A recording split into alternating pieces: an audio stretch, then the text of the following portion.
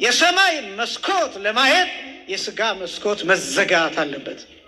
አንተ ግን በምትጸልይበት ጊዜ ወደ እልፍኝ ግባ፣ እልፍኙንም ዝጋ። ራእዩን የሚያዩት ሞተው ነው። የፖለቲካ መሪዎች ችግራቸውን ስትነግሯቸው ለምን ያስሯቸዋል? ለምን ይገሏቸዋል? ለምን ያሳድዷቸዋል? ማረም አይደለም የሚፈልጉት፣ ያን ችግር የሚያወጣውን ሰው እሱን ማሰቃየት ነው የሚፈልጉት። እንደዛ ነው ዓለም ላይ ያለው እሱ ነው። ውሸት የሚባል ስለሌለ ይሄ የማህበረሰብ ትንሣኤ ተብሎ ይጠራል። ሐሰት በሚነገርበት ዓለም እየኖርን፣ ድሃ በሚገፋበት ዓለም እየኖርን፣ ብዙ ደም በሚፈስበት ዓለም እየኖርን፣ በጅምላ መቃብር ብዙ ሰው የሚቀበርበት ሀገር እየኖርን፣ ሰው ከነ ህይወቱ የሚሰቀልበት የሚቃጠልበት ሀገር እየኖርን፣ ኩላሊት ወጥቶ የሚበላበት ሀገር እየኖርን፣ እርጉዝ ሴቶች ማህፀናቸው ተሰንጥቆ ጽንሱ የሚወጣበት ዓለም እየኖርን የሚመሩ ሰዎች የሞቱ ስለሆኑ በዚህ ምክንያት ነው መነሳት በብዙ መንገድ የምንበደለው። ለዛ ሰማያት ቀርባለችና ንስሐ ግቡ የሚል ቃል እና መንግስተ ሰማያት 6 ነጥቦችን በፍጥነት አሳያችኋለሁ። መንግስተ ሰማያት የሚባለው ማን ነው ሲባል በዚህ አሁን የመጀመሪያው መንግስተ ሰማያት ትምህርተ ወንጌል የሚሰጡን እንደነገርኳቸው እጅግ የምንወዳቸው ታላቁ መምህራችን በገርጂ ጊዮርጊስ ስብከተ ወንጌል ክፍል ኃላፊ የሆኑት መጋቤ ሐዲስ ኢንጂነር ነቃ ጥበብ ይሆናሉ። በቀጥታ ወደ መምህራችን ወስዳቸዋለሁ።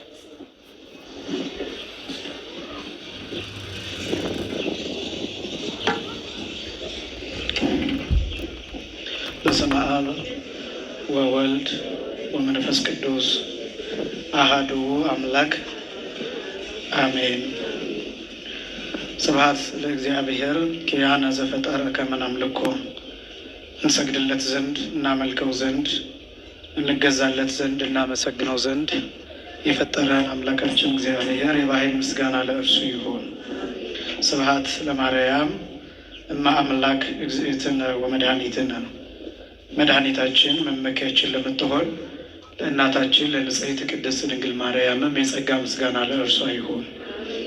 ስብሐት ለመስቀለ ክርስቶስ ዕፀ መድኃኒት ኃይልነ ወፀወንነ።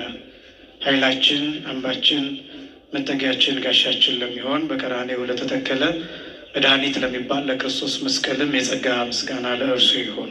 አምላካችን እግዚአብሔር በዚህ ዕለት በዚህ ሰዓት በዚህ ቅዱስ ቦታ እንድንገኝ ስለፈቀደልን ስሙ ለዘለዓለም የከበረና የተመሰገነ ይሁን። የሊቃውንት አምላክ የምስጢር ባለቤት የቅዱሳን ፈጣሪ የአባቶቻችን አምላክ እግዚአብሔር በመካከላችን ተገኝቶ ምስጢርን ጥበብን እንዲገልጥልን የእርሱ ቅዱስ ፈቃድ ይሆነልን።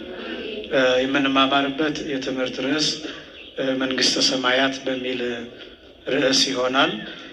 በዚህ ርዕስ ማስተማር የፈለግኩበት ምክንያት አሁን ያለንበት ወቅት ያው ዘመነ በዓለ ሀምሳ እየተባለ ስለሚጠራ በብዛት ስለ መንግስተ ሰማያት የማይነገርበት ጊዜ ባይኖርም እንኳን ነገር ግን የዚህ የበዓለ ሀምሳ ወይም ደግሞ የ50 ቀናት በዓል ዋናው ምስጢር ዋናው ዓላማ ምን እንደሆነ እሱን ለማሳየት አንደኛ፣ ሁለተኛ ደግሞ መንግስተ ሰማያት ሲባል ብዙዎቻችን ቀጥታ ሰማይ ላይ ያለውን ብቻ ስለምናስብ መንግስተ ሰማያት ምንድን ነው፣ አውዳዊ ትርጉሙ መጽሐፍ ቅዱሳዊ ትርጉሙ ምንድን ነው የሚለውን እሱን ከማሳየት አንጻር መንግስተ ሰማያት በሚል ርዕስ እንማራለን።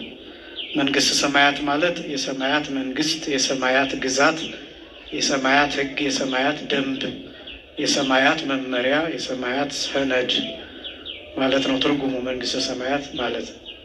በዚህ ወቅት የጌታችን የመድኃኒታችን የኢየሱስ ክርስቶስ የትንሣኤ ወቅት ይታሰባል። እንደምታውቁት ይህ በዓለ ሀምሳ የሚባለው በስፋት የሚነገረው ስለ ጌታችን ስለ መድኃኒታችን ስለ ኢየሱስ ክርስቶስ ትንሣኤ ነው እና በዚህ ርዕስ ግን ጌታችን ከተነሳ በኋላ ምንድን ነው ያደረገው? ምን ይሰራ ነበር? ተነስቶ በዚህ ምድር 40 ቀናት መቆየቱ፣ ከዚያ በኋላ ደግሞ 10 ቀናትን ቆይቶ ደግሞ መንፈስ ቅዱስን መላኩ፣ እነዚህ ነገሮች የሚያሳዩት ምንድን ነው የሚለውን ምስጢር እሱን ከማሳየት አንጻር ነው። የመንግስተ ሰማያት ምስጢር የተገለጠው በዋናነት ጌታችን ከሙታን ተለይቶ ከተነሳ በኋላ ነው። ለሐዋርያት ካስተማራቸው ትምህርት አንዱ የመንግስተ ሰማያት ምስጢር፣ የቤተ ክርስቲያን ስርዓት ምስጢር እና ደግሞ ለቤተ ክርስቲያን ስርዓት መገልገያ የሆኑ ኪዳናት፣ እነዚህን 3 ነገሮች በ40 ቀናት ውስጥ አስተምሯል ጌታ። የመጀመሪያው የቤተ ክርስቲያን ስርዓት የሚባለው 40 ቀን በአጠቃላይ እስከሚያርግ ከተነሳ ጀምሮ እስከሚያርግበት ጊዜ ድረስ ያለው የቤተ ክርስቲያን ስርዓትና መልክ የተማርንበት ጊዜ ነው፣ ወይም ሐዋርያት የተማሩበት ጊዜ ነው። የቤተ ክርስቲያን መልኳ ምን መምሰል እንዳለበት፣ እንዴት እንደምትቀድስ፣ እንዴት እንደምታቆርብ፣ እንዴት እንደምታመሰግን፣ እንዴት እንደምትሰራ፣ እንዴት እንደምትኖር፣ እነዚህ ነገሮች የተሰጡት ትምህርቶቹ በ40 ቀናት ውስጥ ነው። ጌታ ከተነሳ በኋላ እየሰማችሁ ነው። የቤተ ክርስቲያኗ ስርዓት ማለት ነው። እና አንዱ ለሐዋርያት ያስተማራቸው የቤተ ክርስቲያን ስርዓት፣ ለምሳሌ ሰሞኑን በተደጋጋሚ ስትሰሙት የነበረው ወንጌል አለ። የዮሐንስ ወንጌል ምዕራፍ 21 ሙሉ የቤተ ክርስቲያንን ስርዓት፣ የሹመትን ስርዓት፣ የክህነትን ስርዓት የሚናገር ነው። ስርዓተ ቁርባንን፣ ስርዓተ ቅዳሴን፣ የምስጋናን ስርዓት፣ የማህሌትን ስርዓት የሚናገር ነው የዮሐንስ ወንጌል ምዕራፍ 21 ሙሉ። እና አንዱ ጌታችን መድኃኒታችን ኢየሱስ ክርስቶስ ለሐዋርያት በጥብርያዶስ ባህር አጠገብ ለመጨረሻ ጊዜ ስልጣን የሰጠበትን ክፍል የምናገኝበት ነው የዮሐንስ ወንጌል ምዕራፍ 21 ላይ። ይሄ ብቻ ሳይሆን እንደምታውቁት ሌሊቱን ሙሉ ሲደክሙ አድረው ምንም አይነት አሳ ሳይይዙ አድረው ከዛ ጌታ ቀርቦ ልጆች የሚበላላችሁን ብሎ የሚጠይቃቸውን ክፍል ታገኛላችሁ። እነዚህ ሁሉ ክፍሎች ምንን ያሳያሉ ቢባል ልጆች ብሎ የሚጠራበት ምክንያት እኔና እናንተ በእግዚአብሔር ቤት ስንሆን ማን ተብለን እንደምንጠራ ማሳየት የሚችል ነው። ቤተክርስቲያን ስንሆን ስንጸልይ አባታችን ሆይ ብለን እንጸልያለን። ይሄ ማለትን ማለት ነው። በሌላ አነጋገር እግዚአብሔር አባታችን ሆይ ብለን እኛ ስንጠራው እርሱ ደግሞ ምኖቼ ብሎ ይጠራናል ማለት ነው። ልጆቼ የምንባልበት ስፍራ መሆኑን ያሳያል። ልጅነት የምናገኝበት ስፍራ መሆኑን ያሳያል። ይሄ የሚገኘው የት ነው? የልጅነት ጸጋ፣ የጥምቀት ጸጋ፣ የጸጋዎች ሁሉ ቁልፍ የሆነው በር የሆነው ወደ መንግስተ ሰማያት መግቢያ የሆነው ቁልፍ የሆነው የሚገኘው የት ነው ከተባለ እዚህ ብቻ ቤተክርስቲያን ብቻ ነው የሚገኘው። ስለዚህ በውሃው ዳር በጥብርያዶስ ባህር አጠገብ የመጀመሪያው ቃል ጌታ ለሐዋርያት ያወጣው ቃል ልጆቼ የሚል ቃል ነው። የሚበላላችሁን ብሎ ይጠይቃቸዋል። ሌሊቱን ሙሉ ሲደክሙ አድረዋል። እነሱ የለም ብለው መልሰውለታል። ከዛ መረባችሁን በቀኝ በኩል ጣሉት ብሎ ጌታችን መድኃኒታችን ኢየሱስ ክርስቶስ አዟቸዋል። ይሄ ደግሞ ሌላኛው የቤተክርስቲያንን ስርዓት የሚያሳይ ነው። ቀኝ ምንድን ነው ከተባለ በቤተክርስቲያን አገልግሎት የትኛውም አይነት ስርዓት የሚፈጸመው በቀኝ በኩል ነው። የሚጀመረው በቀኝ በኩል ነው። የምንዞረው በቀኝ በኩል ነው። መስቀል የሚያዘው በቀኝ በኩል ነው። ካህናት የሚያሳልሙት በቀኝ በኩል ነው። የሚባርኩት በቀኝ እጃቸው ነው። ቤተ መቅደስ ውስጥ የቅዳሴውን ስራ ስትመለከቱ ዲያቆናቱ የሚዞሩት፣ ካህናቱ የሚዞሩት በቀኝ በኩል ነው። ጽንሐውን የሚይዙት በቀኝ በኩል ነው፣ የተለየ ነገር ካልገጠማቸው በስተቀር። ስለዚህ በቤተክርስቲያን የሚከናወኑ ስርዓቶች በቀኝ በኩል የሚፈጸሙ ናቸው። ቀኝ ምንን የሚያሳይ ነው ቢባል ክብርን የሚያሳይ ነው፣ ስልጣንን የሚያሳይ ነው፣ ጌትነትን የሚያሳይ ነው፣ ክርስትናን የሚያሳይ ነው፣ ሃይማኖትን የሚያሳይ ነው፣ ደግነትን የሚያሳይ ነው፣ ምጽዋትን የሚያሳይ ነው፣ ርኅራኄን የሚያሳይ ነው፣ ይቅርታን የሚያሳይ ነው። ለዚህ ፍጹም የሆኑ ነገሮችን የሚያሳይ ነው። ኃይልን፣ ጉልበትን የሚያሳይ ነው፣ አቅምን የሚያሳይ ነው። የቤተክርስቲያኒቱ ኃይል በቀኝ ይገለጣል። ለምሳሌ ጌታችን መድኃኒታችን ኢየሱስ ክርስቶስ በአብ ቀኝ ተቀምጧል። በአብ ምን ተቀምጧል አልኳችሁ? በአብ ቀኝ ተቀምጧል። መጽሐፍቱ ሁሉ የሚናገሩት ነው። አሁን በአብ ቀኝ ተቀመጠ ሲባል እግዚአብሔር ቀኝና ግራ ኑሮት በዚህ በኩል በዚያ በኩል ለማለት አይደለም። ቀኝ ክብር ነው። ይህንን የሚያሳይ በአብ ቀኝ ተቀመጠ ሲባል ተካክሎ ተቀመጠ ማለት ነው። ምን ማለት ነው? ተካክሎ መቀመጥ ማለት ባለመሞት መቀመጥ ማለት ነው። ባለመገረፍ መቀመጥ ማለት ነው። ባለመራብ መቀመጥ ማለት ነው። ይህን መጥቀስ ለምን አስፈለገ ቢባል ጌታ 33 ዓመት ከ3 ወር በዚህ ምድር በኖረበት ጊዜ ተርቧል፣ ተጠምቷል፣ ደክሟል፣ ሞቷልም ጭምር። ከዚያስ ተነስቷል። ከዚያስ በእሪና በእኩልነት ከአባቱ ጋራ ከባህሪ ሕይወቱ ከመንፈስ ቅዱስ ጋራ ተካክሎ ተቀምጧል። ክብር ምስጋና ለስም አጠራሩ ይሁን። ይህን ምስጢር የሚያሳይ ነው። ቅዱስ እስጢፋኖስም እነሆ በአብ ቀኝ የሚለው ይህንን ምስጢር የሚያሳይ ነው። ቅዱስ ጳውሎስም እንዲሁ ዕብራውያን ምዕራፍ 1 ላይ በግርማው ቀኝ ተቀምጦ አየሁት ብሎ የሚገልጠው ይህንን ምስጢር የሚያሳይ ነው። እኩል መሆኑን የሚያሳይ ነው። ኃይልን የሚያሳይ ነው። በአባቱ ኃይል፣ በመንፈስ ቅዱስ ኃይል፣ በራሱ ኃይል እኩል በአባቱ ፈቃድ፣ በራሱ ፈቃድ፣ በመንፈስ ቅዱስ አንዲት በምትሆን ፈቃድ በዚህ ፈቃድ መቀመጡን የሚያሳይ ነው። ስለዚህ መረባችሁን በቀኝ በኩል ጣሉት የሚለው አሳው በዚህ በኩል በዚያ በኩል የሚለው አይደለም። ጉዳዩ ቀኝ የሚለው ክብርን የሚያሳይ ጌትነትን የሚያሳይ ስልጣንን፣ ክርስትናን፣ ጥምቀትን፣ ስርዓትን፣ ሕግን እነዚህን ማሳየት የሚችል ይሄ የቤተ ክርስቲያኗ ስርዓት ነው። 40 ቀናትን እነዚህን ያስተምራቸው ነበር የቤተ ክርስቲያን ስርዓት። ይሄ ብቻም አይደለም። መጽሐፈ ኪዳን የሚባል ትሰማላችሁ። ቅዳሴ ከመገባቱ አስቀድሞ ጸሎተ ኪዳን ይደርሳል። ያንን ኪዳን ማን ያስተማረው ቢባል ጌታችን መድኃኒታችን ኢየሱስ ክርስቶስ ለሐዋርያት ያስተማራቸው ነው። አጠቃላይ 7 ኪዳናት ተብለው የሚጠራሉ። ኪዳን ማለት ውል ማለት ነው፣ ስምምነት ማለት ነው። እነዚህን ኪዳናት ጌታችን በ40 ቀናት ውስጥ ለሐዋርያት ለይቶ አስተምሯቸዋል። ይሄ በቤተ ክርስቲያን ስርዓት እጅግ በጣም የከበረ ጸሎት ሆኖ የሚጸለይበት ነው። እንዲያውም አንዱ ስጋውን ደሙን ስንቀበል የምንጸልየው ጸሎት ነው።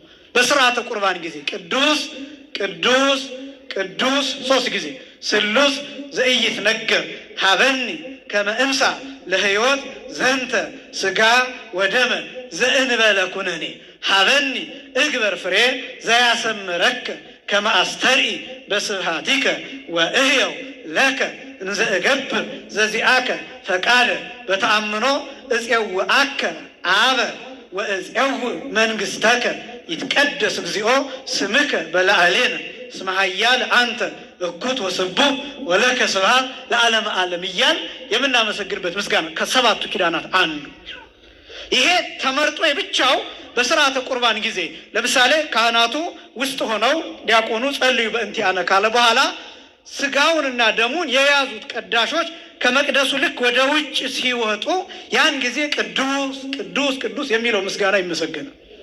ይሄ ምስጋና የመላእክት ምስጋና ነው። በትንቢተ ኢሳይያስ ላይ እንደተጻፈው ትንቢተ ኢሳይያስ ምዕራፍ 6 ከቁጥር 1 ጀምሮ ቅዱስ ቅዱስ ቅዱስ አሸናፊ እግዚአብሔር እያሉ ያመሰገኑበት ምስጋና ነው። ይህን ምስጋና ለሐዋርያት አስተምሯቸዋል። ሐዋርያት ለተከታዮቻቸው አስተምሯቸዋል። ይሄ ምስጋና ሲያያዝ ከኛ ደርሷል። ከዚያስ በስርዓተ ቁርባን ጊዜ ይሄን እንጸልየዋለን። ይሄ በጣም አስደናቂ ነገር ነው። የቤተ ክርስቲያኗ ስርዓት ቀጥታ ከሐዋርያት የመጣ ወይም ደግሞ ይህች ቤተ ክርስቲያን አፖስቶሊክ ሳክሲሽን ያላት ወይም ሐዋርያዊ ክትትል ወይም ሐዋርያዊ ቅብብል ያላት እንደሆነ ማሳያ ነው። የቤተ ክርስቲያኗ ስርዓት በእነዚህ 40 ቀናት ውስጥ ለሐዋርያት ሲሰጥ ቆይቷል። በዚህ ምክንያት በእነዚህ 40 ቀናት ስለ ስርዓተ ቤተ ክርስቲያን ስለ ምስጢረ መንግስተ ሰማያት ይነገራል። ሶስተኛ የመንግስተ ሰማያት ምስጢር። የመንግስተ ሰማያት ምስጢር የሚባለው ለሁለት አካላት ነው የተሰጠው፣ ለሐዋርያት ብቻ አይደለም። ለሐዋርያት በጥቂቱ ተነግሯቸዋል። የሐዋርያት ሥራ ምዕራፍ 1 ከቁጥር 4 ጀምሮ ስትመለከቱ እንዲህ የሚል ቃል ታገኛላችሁ። ወነበረ ምስሌሆሙ 40 መዋዕለ ይላል። ከነሱ ጋር 40 ቀን ቆየ ይላል። ስንት ቀን ቆየ? 40 ቀን። ከትንሣኤው በኋላ ከምኑ በኋላ? ከትንሣኤው በኋላ ከሐዋርያት ጋር 40 ቀን ቆየ። ምን እየሰራ ቢባል እንዘ ይነግሮሙ ምስጢረ መንግስተ ሰማያት ይላል። ከሕማማቱ በኋላ የመንግስቱን ነገር የምኑን ነገር? የመንግስቱን ነገር እየነገራቸው። ይሄ ማለት የመንግስተ ሰማያትን ምስጢር እየነገራቸው 40 ቀን ቆየ ይላል ለሐዋርያት። ይሄ ብቻም አይደለም።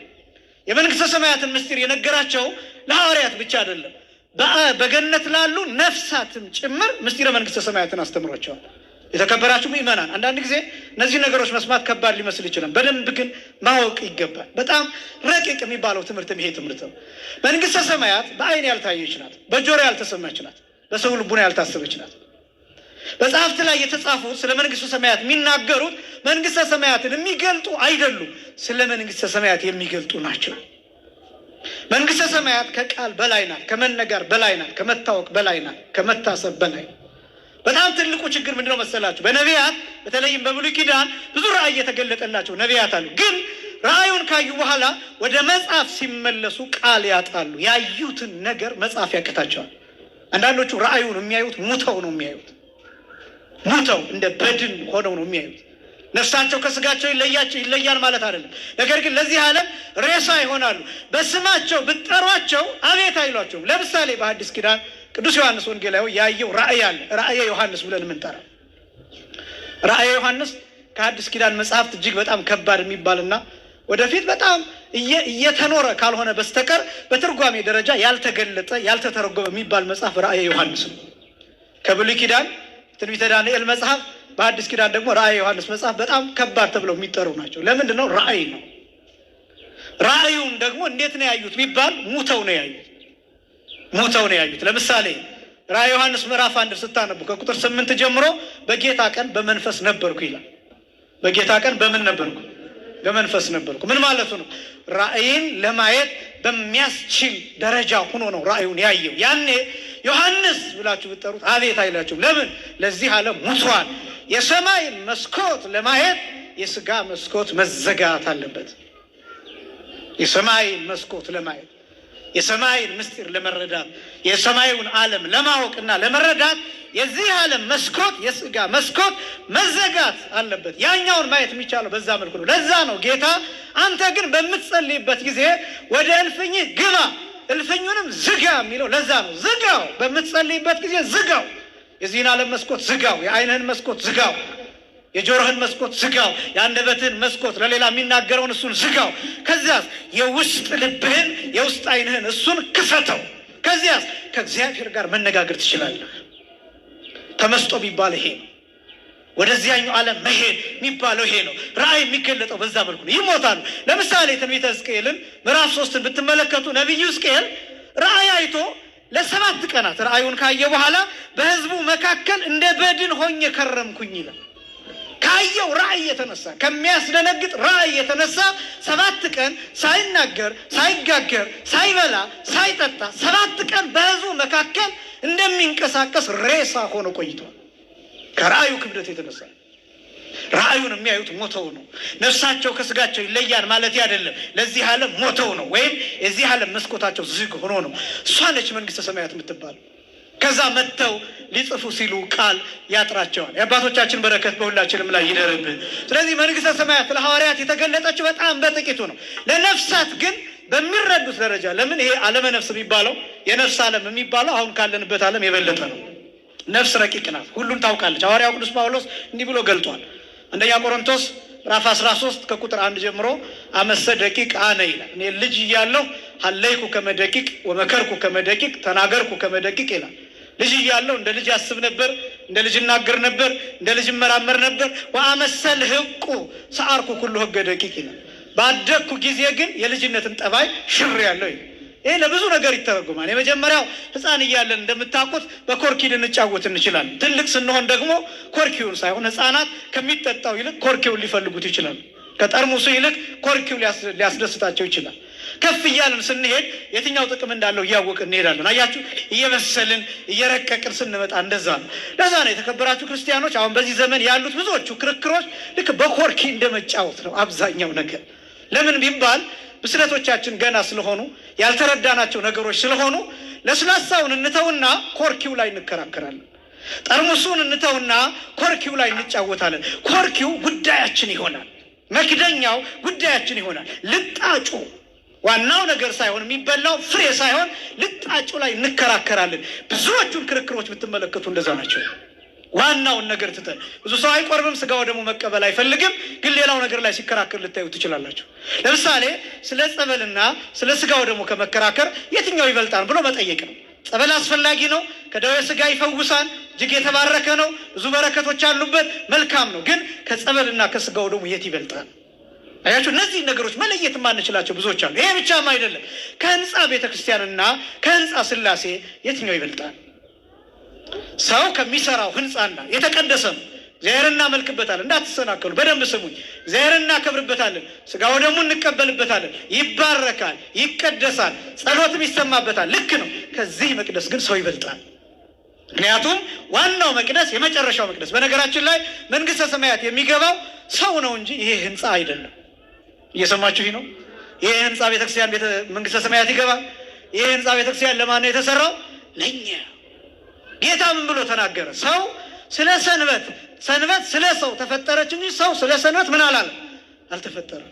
ከሰንበትና ከሰው የትኛው ይከብራል ነው ጥያቄ። አንዳንድ ነገሮችን አንረዳቸውም። ጌታ በመጣበት ዘመን ከፈሪሳውያን ጋር ያልተግባባባቸው ጉዳዮች እነዚህ ናቸው። ፈሪሳውያን ወርቁን እጅግ ያከብራሉ። ፈሪሳውያን ህንፃውን እጅግ ያከብራሉ። ሰው ግን ይገላሉ። መቅደስ ይገነባሉ፣ ሰው ግን ያፈርሳሉ። ህንፃ አሸብርቀው በዕንቁና በአልማዝ በወርቅ ይሰራሉ። ክርስቶስ ሥጋ የቆረሰለት ደም የፈሰሰለት ሰው ደግሞ በየሜዳው ደሙ ይፈሳል። ብዙ ነገሮችን ታቱብናል። የትኛው ነው የሚከብረው? ከእግርና ከጫማ የትኛው ይበልጣል? ከመኪናና ከሰው የትኛው ይበልጣል? ከልብስና ከገላ የትኛው ይበልጣል? እነዚህ ነገሮች ይምታቱብናል። ለዚህ ነው ልብስ አይተን ሰውን የምንመርጠው። ለዚህ ነው መኪና አይተን ሰውን የምናከብረው። የሰውነት ክብር አልገባንም። የሰውነት ክብር ከመኪና ያንሳል ለኛ። የልብስ ክብር፣ የሰውነት ክብር ከልብስ ክብር ያንሳል ለኛ። ለዚህ ነው ፋሽን ተከታዮች ምን ሆነው። ለዚህ ነው አዲስ ነገር የሚያስደነግጠን። ለዚህ ነው ጥሩ በለበሱ ሰዎች የምንመራው። ለዚህ ነው በጣም ጥሩ የለበሱ ጥሩ ሱፍ ያደረጉ ጥሩ ጫማ ያደረጉ ሰዎች በሆነ ቦታ ሲያናግሩን የምንሰጠው። ለዚያ ነው የምናዳምጠው። ለዚያ ነው ይሄ የዓለም ፕሪንሲፕል ነው። የማርኬቲንጉ ፕሪንሲፕል ነው። የቢዝነሱ ፕሪንሲፕል ነው። ምን አይነት ልብስ መልበስ አለበት? ማስታወቂያ ስትሰራ ምን አይነት ልብስ መልበስ አለባት ሴት? ወንዱ ምን አይነት ልብስ መልበስ አለበት? ሞቲቬሽናል ስፒከር የሆነው ሰው ስፒች ሲያደርግ ምን አይነት ልብስ ለብሶ ነው መቀረጽ ያለበት? ምን አይነት ልብስ ለብሶ ነው በኦዲየንሱ ፊት መቅረብ ያለበት? ይሄ እኮ የዓለም ፕሪንሲፕል እኮ። ለምን እንዲህ እንደሆነን ታውቃላችሁ? ተጠንተን አልቀናል። ዓለም ያውቀናል። ስለዚህስ ምን ይፈልጋሉ? ከሚጠጣው ነገር ይልቅ መጠጫውን ያከብራሉ። ስለዚህስ የሚጠጣውን መርዝ፣ የሚገለውን መርዝ በጥሩ መጠጫ ያቀርቡልሃል። መጠጫው ይስብሃል። ከዛ መርዙን ትጠጣዋለህ። በጣም ብዙ ነገሮች እንደዛ ነው የሚቀርቡልን። ዓለም ላይ ያሉ ፕሮጀክቶች፣ ዘመናውያን የምንላቸው ፕሮጀክቶች፣ በቴክኖሎጂ የተሸፈኑ በዲጂታል ዓለም በቨርቹዋል ዓለም የተሸፈኑት ነገሮች በሙሉ መያዣቸው ቆንጆ የሆነ ውስጣቸው ግን የሚገል መርዝ ነው። ውስጣቸው ያለው አስተሳሰብ ከእግዚአብሔር መለየት ነው። ከቤተክርስቲያን መለየት ነው። ከመቅደሱ ማራቅ ነው። ከስጋው ደግሞ መለየት ነው። ማጣላት ነው። ማጋደል ነው። ማለያየት ነው። እነዚህ ነገሮች እንመለከታለን። ስለዚህ የተረዳንባቸው መንገዶች እነሱ ናቸው ከባድ።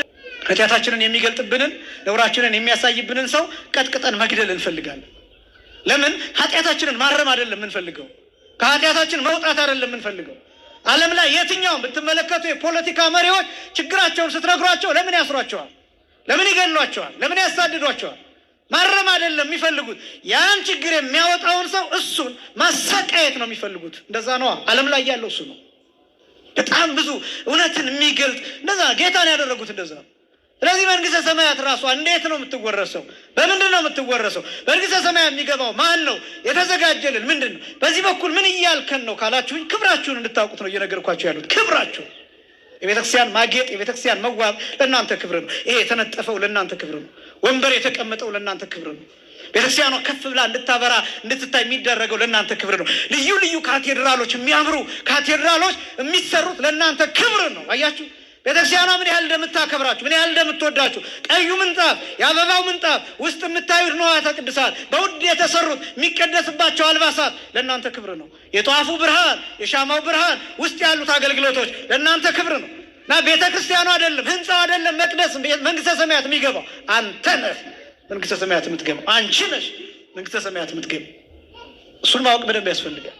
እና ይሄ መንግስተ ሰማያት የሚለው እንዴት ነው የምንረዳው የሚለውን እሱን ምስጢር ለማሳየት ነው በዚህ ርዕስ ጌታችን መድኃኒታችን ኢየሱስ ክርስቶስ ለነፍሳት ይህንን ምስጢር አስተምሯቸዋል። ለሐዋርያት ይህንን ምስጢር አስተምሯቸዋል። ትንሣኤ የሚለውን በጣም ጥቂት ላሳያችሁና ወደ መንግስተ ሰማያት ልምጣ። መንግስተ ሰማያት መግባት የሚችል ሰው የተነሳ ሰው ነው። ምን ያለ ሰው ነው አልኳችሁ? የተነሳ ሰው ነው። የተነሳ ወይም በትንሣኤ ያለ። ትንሣኤ ማለት ምን ማለት መሰላችሁ? ትንሣኤ የመጨረሻው የህይወት ጎል የሚባለው የመጨረሻው የሚባለው ትንሣኤ ነው። የመጨረሻው ኃይል የሚባለው ለምሳሌ ክርስቶስ ተንሳ እሙታን ሲባል ምንድን ነው የምትሉት? በአብይ ይበሉ ሁላችሁ ኃይል ወስልጣን። በታላቅ ምንና ምን ኃይልና ስልጣን ክርስቶስ ተነሳ ብለን እናገራለን። ለምሳሌ ጌታችን መድኃኒታችን ኢየሱስ ክርስቶስ ከሙታን ተለይቶ ከተነሳ በኋላ ብዙ ጊዜ አስተውላችሁ ከሆነ ሐዋርያት አያውቁትም ነበር። እሱ ራሱ ሲፈልግ ነው የሚገለጥላቸው እንጂ አያውቁትም ነበር። ለምሳሌ ማርያም መግደላዊትን እያወራት አትክልተኛው ነበር የመሰላት አይደለም። ወስደው እንደሆነ እባክህ መልስልኝ እያለች ታወራው ነበር። አላወቀችው። ለምን ይመስላችኋል? በተዘጋ ደጅ ገብቶ ሰላም ለሁላችሁ ይሁን ብሏቸዋል። በተዘጋ ደጅ እንዴት ገባ? ለምን ይመስላችኋል? በዚህ በዮሐንስ ወንጌል ምዕራፍ 21 ላይ ቅድም እንደጠቀስኩላችሁ ልጆች የሚበላላችሁ እያለ ሲጠይቃችሁ ማን እንደሆነ አላወቁትም። ኑ ምሳ ብሉ እያላቸው ማን እንደሆነ አላወቁትም። እዛ መጨረሻ ላይ ቅዱስ ዮሐንስ ወንጌላዊ ብቻ ነው ጌታ እኮ ነው ብሎ ለጴጥሮስ ሲነግረው ጴጥሮስ ራሱን ወደ ባህር ወረወረ። እና ለምንድን ነው እንደዛ የሆነው ቢባል ትንሣኤ ማለት በሌላ ዳይሜንሽን ከፍ ባለ ዳይሜንሽን መገለጥ ማለት ነው። የመጨረሻው ከፍተኛ ረቂቅ የሚባለው ህይወት ትንሣኤ። ግን ለዚህ ትንሣኤ ለመብቃት የመጀመሪያ ትንሣኤ ነው። በዮሐንስ ወንጌል ምዕራፍ 20 ቁጥር 6 ላይ በመጀመሪያው ትንሣኤ ይላል። እስኪ በሉ በመጀመሪያው ትንሣኤ ነው። እድል ያለው ንዑድ ክቡር ነው። የመጀመሪያው ትንሣኤ የሚባለው የልቡና ትንሣኤ፣ የህሊና ትንሣኤ። ይሄ ማለት አሁን ያለንበት ትንሣኤ ማለት ነው። አሁን ለምሳሌ እናንተ ያላችሁ ትንሣኤ ላይ ነው። አሁን ነው የምላችሁ፣ እየኮራችሁ እንድትሄዱ አይደለም። ወደ ቤታችሁ ስትሄዱ በጣም ትልቁ ችግር ምንድነው መሰላችሁ? እዚህ ስንመጣ እንነሳለን፣ ወደ ሌላ ቦታ ስንሄድ ደግሞ እንሞታለን። ትንሣኤ በየቀኑ ይደረጋል። በነገራችን ላይ በየቀኑ ትንሣኤ ይደረጋል። በየቀኑ ብቻ ሳይሆን በየሰዓቱን ትንሣኤ ይደረጋል። ለምሳሌ ሀሳባችሁን ፈትሹት እስቲ። በቀን ውስጥ ስንቴ ደስ ይላችኋል? በቀን ውስጥ ደግሞ ስንት ጊዜ ይከፋችኋል? የሆነ ጊዜ ዝም ብሎ ሳታውቁት በጣም ደስተኛ ትሆኑና የምትይዙትን የምትጨብጡት ታውቃላችሁ፣ ደስ ይላችኋል። በቃ ከሆኑ ደቂቃዎች በኋላ እንደገና የሚያሳዝን ነገር ይገጥማቸዋል። እግዚአብሔር ከክፉ ነገር ሁላችሁንም ይጠብቃችሁ። ያ ግን ለምን የሚሆን ይመስላችኋል? ያችሁ የሆነ ጊዜ ትነሳላችሁ፣ የሆነ ቀንስ ድብርት ውስጥ ትሆናላችሁ፣ የሆነ ቀን ጭንቀት ውስጥ ትሆናላችሁ፣ የሆነ ቀን ውስጥ በጣም ከፍተኛ የሆነ ደስታና መነቃቃት ይሰማቸዋል። ይህ የስጋ ትንሣኤ። ከዛ ይሄ የነፍስ ትንሣኤ ደግሞ የሚባለው ኃጢአት በምንሰራበት ሰዓት እንሞታለን፣ ነፍሳችን ትሞታለች። መጸጸት ስንጀምር መነሳት እንጀምራለን። ለንስሐ አባቶቻችን ተናግረን ቀኖናችንን ፈጽመን ይፍቱኝ ብለን እግዚአብሔር ይፍታ ስንባል እንነሳለን። ስለዚህ ምን ማለት ነው? በየቀኑ ትንሣኤ አለ፣ በየሰዓቱ ትንሣኤ አለ፣ በየሰከንዶቹ በየደቂቃዎቹ ትንሣኤ አለ። ትንሣኤ ደግሞ በግልም በማህበረሰብ የማህበረሰብ ትንሣኤ ይባላል። የማህበረሰብ ትንሣኤ የማህበረሰብ ንቃተ ህሊና ማለት ነው። ለምሳሌ አሁን ያላችሁበት ሁኔታ እንደው ይህች ቤተክርስቲያን ትገርማለች። በእውነት ክብር ለአባቶቻችን ይሁን። አመስግኑት፣ እግዚአብሔርን አመስግኑ። ለምሳሌ በዓላት ትንሣኤ ናቸው። በዓላት ትንሣኤ ናቸው። ዛሬ የመልአኩ የቅዱስ ገብርኤል በዓል እነዛ ስለሆነ መጣን። ምን ማለት ነው? ተነሳን፣ ከቤታችን ተነሳን፣ ከኃጢአት ተነሳን፣ ከምንጠጣበት ቦታ ወጣን። ለምሳሌ አሁን ቤተክርስቲያን ዝግ ቢሆን ጉባኤ ባይኖር የመልአኩ የቅዱስ ገብርኤል በዓል ባይሆን የሚኖሩት ሰዎች 20-30 ሊኖሩ ይችላሉ። ሌላው ቀሪው ሰው ምን ያደርግ ነበር? ወክ ሊያደርግ ይችላል፣ ሻይ ሊጠጣ ይችላል፣ አንዳንዱ ድራፍትን ቢራ የሚያሰክር ነገር አልኮል ሊጠጣ ይችላል፣ አንዳንዱ ወጣት አልባሌ ነገር ሊያደርግ ይችላል። አያችሁ፣ ሞትን ማለት ነው። ያን ስናደርግ ሞትን ማለት ነው። ነገር ግን ዛሬ የቅዱስ ገብርኤል በዓል ስለሆነ ሁላችን ከቤታችን ተነስተን ነው በዚህ ሰዓት ትንሣኤ ላይ ነን። ክብርና ምስጋና ለአምላካችን ይሁን። በድጋሚ እዚህ በመሆናችን ብቻ ይሄ የልቡና ትንሣኤ ተብሎ ይጠራል። ይሄ የማህበረሰብ ትንሣኤ ይባላል። ደግሞ ሌላ ማያልቅ ዘላቂ የሆነ ትንሣኤ አለ። እንደዛ አይነት ትንሣኤ የተነሱ ሰዎች አሉ። ትሰማላችሁ? ብሔረ ሕያዋን ብሔረ ብፁዓን ሲባል ትሰማላችሁ አይደለም? የብፁዓን ሀገር የሕያዋን ሀገር ማለት ነው። ለምሳሌ ብሔረ ሕያዋን ውስጥ ያሉ ሰዎች ቀድሞ የተነሱ ሰዎች ያሉበት ነው። እነ ኤልያስ ያሉበት፣ ሌሎች ነቢዩ ዕዝራ ያሉበት፣ ሌሎችም እኛ የማናውቃቸው በመጽሐፍ ስማቸው ያልተጻፈ እግዚአብሔር ባወቀ ሳይሞቱ የወሰዳቸው ያሉ ብሔረ ሕያዋን ውስጥ ያሉ ወይም በሕያዋን ሀገር ውስጥ ያሉ ሰዎች አሉ። እነሱ ቀድመው የተነሱ ናቸው። ያ የልቡና ትንሣኤ ተብሎ ይጠራል። መጨረሻ ላይ የሚሞቱ አሉ፣ እንደነ ሄኖክ ያሉት ይሞታሉ፣ ምስክርነት ይሰጣሉ። ከዛ በኋላ ደግሞ ነፍስና ስጋቸው ተዋህዶ እንደኛ የጉባኤ ትንሣኤ ይነሳሉ። ብሔረ ሕያዋን የሚባለው አንድ። ሌላ ግን ብሔረ ብፁዓን የሚባለውን ትሰማላችሁ። በጣም የሚያስደንቅ ነገር ልንገራችሁ። ይሄ ብሔረ ብፁዓን የሚባለው ህዝብ ያለበት ሀገር ነው። ምን ያለበት ሀገር ነው አልኳችሁ? ህዝብ ያለበት የተለየ ነው። እዚህ ምድር ውስጥ ነው ያለው። እዚህ ምድር ውስጥ ያለ ሆኖ ግን ጫፍ የምድር ጫፍ በጣም ብዙ ውቅያኖስ አልፎ ብዙ ባህር አልፎ እጅግ በጣም አስፈሪ የሆኑ ቦታዎች ታልፎ ነው የሚደርስበት። እና እነዚህ ሰዎች በምን ምክንያት ይሄዱ ይመስላችኋል? ትንቢተ ኤርምያስ ላይ በተወሰነ መልኩ ታሪካቸው ተጠቅሷል። የሆነ ጊዜ ህዝቡ አስቸገራቸው፣ የእስራኤል ህዝብ እና በምንድን ነው የተቸገሩት? ሰንበት አይከበርም ነበር በዚያ ጊዜ። በዚህ ተበሳጩ። አንደኛ። ሁለተኛ የኦሪት ህግ አይከበርም ነበር፣ በዚህ ተበሳጩ። ሁለተኛ። ሶስተኛ ጻድቅ አይከበርም፣ ንጹህ አይከበርም ነበር፣ በዚህ ተበሳጩ። አጠቃላይ የኦሪት ህግ የማይከበር ሲሆን ተሰባሰቡና የተወሰኑ ሰዎች ተሰባስበው መከሩ በጉዳዩ እና ምን ብለው ነው የመከሩት? አገር እንልቀቅ ብለው መከሩ። ምን እንልቀቅ አሉ? አገር እንልቀቅ አሉ። ምክንያቱም እዚህ ሀገር ኦሪት እየተከበረች አይደለም አሉ። እዚህ ሀገር ህግ እየተከበረ አይደለም። እዚህ ሀገር ሰንበት ተሽሯል። ቀጣዩ የሚመጣው ምርኮ ነው አሉ። ተገለጠላቸው። ነቢዩ ኤርምያስም ያን ትንቢት ይናገር ነበር። ወደ ባቢሎን ትማረካላችሁ፣ ሰንበትን አላከበራችሁ። 70 ዓመት ሰንበት አልተከበረችም። ስንት ዓመት አልኳችሁ? 70 ዓመት። ስለ 70 ዓመት ፋንታ እግዚአብሔር እስራኤላውያንን በባቢሎን አገር 70 ዓመት ቀጣቸው። ከመቀጣት እግዚአብሔር ይሰውርን። አንዳንድ ነገሮች ካልፈጸምናቸው እንደዛ ይሆናል። ለምሳሌ በዚህ ዘመን ሰንበት ከማይከበርባቸው ዘመናት አንዱ ይሄ ነው። ብዙዎቻችን በሰንበት ቀን ብቅ ብለን እልም ነው የምንለው። ከቅዳሴው መጨረሻ አካባቢ እግዚኦታ ላይ እንመጣና በሯ ላይ ትንሽ እንቆይና ትምህርት ሊጀመር ሲል ላጥ ብለን እንሄዳለን። ብቅ ብለን እልም እንላለን። ፊታችንን አስመትተን እልም መምጣቱ መልካም ነው፣ የራሱ የሆነ በረከት አለው። ሙሉ እንዳይሆን ግን ያደረገው ምንድን ነው? እንቸኩላለን። ስብከቱ ይሰበካል፣ እንቸኩላለን። ወንጌል ይሰበካል፣ እንቸኩላለን። ንግስ ይነግሳል፣ እንቸኩላለን። እንደውም እላችሁ አሁን ለእናንተ ስለሆነ የምናገረው እንጂ እኛ ጋር ምንም ጥፋት የለም እያልኩኝ አይደለም። ታቦት አቁመን የምንለምነው ጥፋት ነው። ባላስፈላጊ ነገሮች የምንፈቸው ጊዜ እሱ ጥፋት ነው። ይሄኛው አስተዳደራዊ በኩል የሚታይ ነው። ነገር ግን ደግሞ እናንተም ተቸኩሎ ተጣድፎ ለእናንተ ተብሎ ቅዳሴው ቶሎ ቶሎ ተብሎ ትማራላችሁ፣ ይሰበካል ተብሎ ስብከቱ ሊሰበክ በጥድፊያ ይወጣና 3 ሰዓት ሆኗል ይሰናበት ህዝቡ ኧረ ምናምን ተብሎ እንድትሰናበቱ ይደረጋል። በሳምንትም አትመጡ። አያችሁ፣ በጣም ትልቁ ችግር ይሄ። አሁን ዛሬ እንደዛ ከተሰበከ የዛሬ ሳምንት መቆረብ አለበት። ዛሬ የሰማ ሰው ዛሬ የተጣደፈችለትን ቤተክርስቲያን ማክበር አለበት። የቸኮለችለትን ቤተክርስቲያን ማክበር አለበት። በቀጣይ ስጋውን ደሙን መቀበል አለበት። እንደዛ ካልሆነ ችግር ይሆናል። ስለዚህ በዚህ ዘመን ሰንበት እንዳይከበር ሆኗል። በብዙ ነገር እንደ ሀገር ወደ ኋላ ይቀርንባቸው። የሰሜኑ ክፍል 50 ዓመት 100 ዓመት ወደ ኋላ ተመልሷን ይባላል። በመሰረተ ልማት፣ በመብራት፣ በምናምን በድንጋይ ወፍጮ ፈጭተዋል። ውሃ ቧንቧ ውሃ ይቀዱ የነበሩ ሰዎች በጦርነቱ ምክንያት ለሁለት ዓመታት እንደገና በአህያ በፈረስ በበቅሎ ጀሪካን እየጫኑ ሩቅ ወንዝ ሂደው ቀድተዋል። በወፍጮ ያስፈጩ የነበሩ በላምባ በነዳጅ ያስፈጩ የነበሩ ሰዎች እንደገና ድንጋይ ወቅረው ወፍጮ ሰርተው ፈጭተዋል። ወደ ኋላ መመለስ የሚባለው እንደዛ ነው። የቸኮልንባቸው ጊዜያት ወደ ኋላ የተመለስንባቸው ናቸው። ጀርባችንን ለእግዚአብሔር የሰጠንባቸው ጊዜያት ወደ ኋላ የተመለስንባቸው ጊዜያት ናቸው። በጣም የፈጠንን እየመሰለን ወደ ኋላ እየተመለስን፣ የሰለጠንን እየመሰለን ወደ ኋላ እየተመለስን ብዙ የደነቆርንባቸው ጊዜያት አሉ። ከእግዚአብሔር የተለየንባቸው ጊዜያት አሉ። እነዛ ጊዜያት ከባድ ናቸው እና በጣም ማስተዋል ያስፈልጋል። እስራኤላውያን እንደዛ ነበሩ። እንደዛ ሲሆን እነዚህ ሰዎች በጣም ውስጣቸው ተነካ። ስለዚህ ምን ማድረግ አለብን? ለህዝቡ እንንገር አሉ።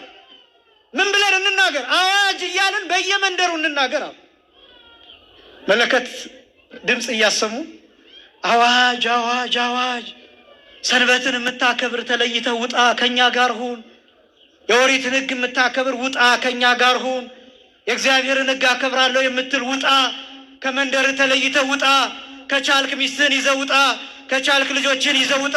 እምቢ ካሉ ብቻህን ውጣ፣ ራስህን አድን እያሉ በየሰፈሩ እየዞሩ ተናገሩ። የተወሰነ ሰው ተከተላቸው። እነዚህ ሰዎች ምን እንደወሰኑ ታውቃላችሁ?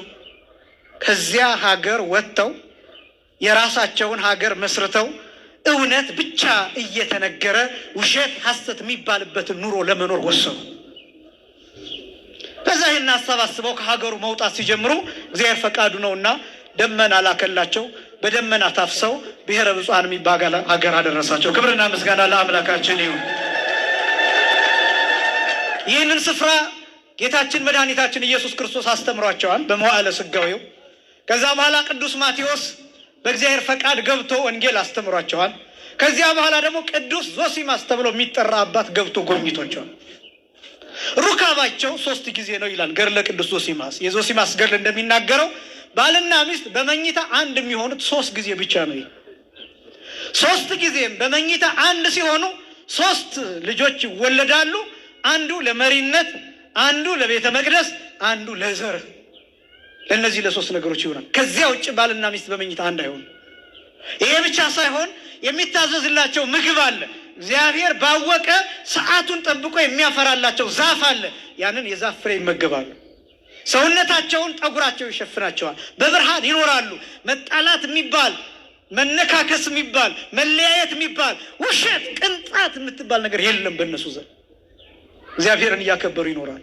በጣም የሚገርመው እዚሁ ላይ ገድለ ዞሲማስ ራሱ የጻፈው ዞሲማስ የሚባል አባት ከዚህ ዓለም ሂዶ ብሔረ ብፁዓን በእንግድነት ሲሄድ በጣም ብርቅ ሆኖባቸው ከዓለም የመጣውን ሰው እንጠይቃለን እያሉ ብዙዎቹ ይጎርፋሉ ይላል፣ ለመጠየቅ ማለት ነው። እና ይሄ አባ ዞሲማስ ስልችት ይለውና ይደክመውና ከዓለም ስለሄደ ደክሞኛል፣ በቃ ሰው ፈልጎኝ ከመጣ ትንሽ ረፍት ማድረግ ስለፈለግኩኝ የለም በሏቸው ብሎ ይናገራል። እና ከዛ እንደዛ ሲል ይሰበሰባል ህዝቡ። እንዴት እንደዚህ ውሸት ከዓለም ትተነው የመጣነውን ውሸት ወደዚህ ሊያስገባብን አሁኑን ውጣ ተብሎ ሁሉም ተሰብስቦ እንዲወጣ እንደዛ ሲጠይቀው ደንግጦ እንደገና እግራቸው ላይ ወድቆ ይቅርታ ጠይቆ እንደቆየ ይናገራል። ውሸት የሚባል ስለሌለ ይሄ የማህበረሰብ ትንሣኤ ተብሎ ይጠራል። ያችሁ የህዝብ ትንሣኤ። አሁን እንደው በዚህ ዘመን እውነት ለመናገር እንደው ተያይዘን ከዚህ ሀገር እንውጣ ብንል በቂ ምክንያት የለንም። ልክ ብሔረ ብፁዓን እንደሄዱ ሐሰት በሚነገርበት ዓለም እየኖርን፣ ድሃ በሚገፋበት ዓለም እየኖርን፣ ብዙ ደም በሚፈስበት ዓለም እየኖርን፣ በጅምላ መቃብር ብዙ ሰው የሚቀበርበት ሀገር እየኖርን፣ ሰው ከነ ህይወቱ የሚሰቀልበት የሚቃጠልበት ሀገር እየኖርን፣ ኩላሊት ወጥቶ የሚበላበት ሀገር እየኖርን፣ እርጉዝ ሴቶች ማህፀናቸው ተሰንጥቆ ጽንሱ የሚወጣበት ዓለም እየኖርን አሁን እንደው እኔና እናንተ አሁን ከዚህ ወጥተን የሆነ በረሃ እንሂድ ብንል እንደው አያስኬድም? የህሊና ትንሣኤ ልቡና ትንሣኤ በንስሐ ካልተነሳ ነው፣ ለስጋው ደግሞ ካልበቃን፣ ይሄኛውን ትንሣኤ ካልተነሳ ነው የጌታ ትንሣኤ ለእኛ አይጠቅመንም።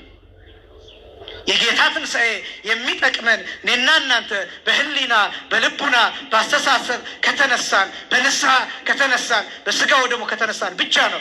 ያለዚያስ 1000 ጊዜ ሻማና ጧፍ ይዘህ እያበራ ትንሣኤን ብርሃንን ላክልን ለምናምንብህ ብትል አይጠቅምህም። ለሚያምንበት ለሚነሳ ብቻ ይጠቅማል የጌታ ትንሣኤ። በብዙ ነገሮች ተታለናል። ቅድም እንዳልኳችሁ ነው ምንረዳቸው ነገሮች ከላይ ከላይ ከላይ ከላይ ይሆኑ።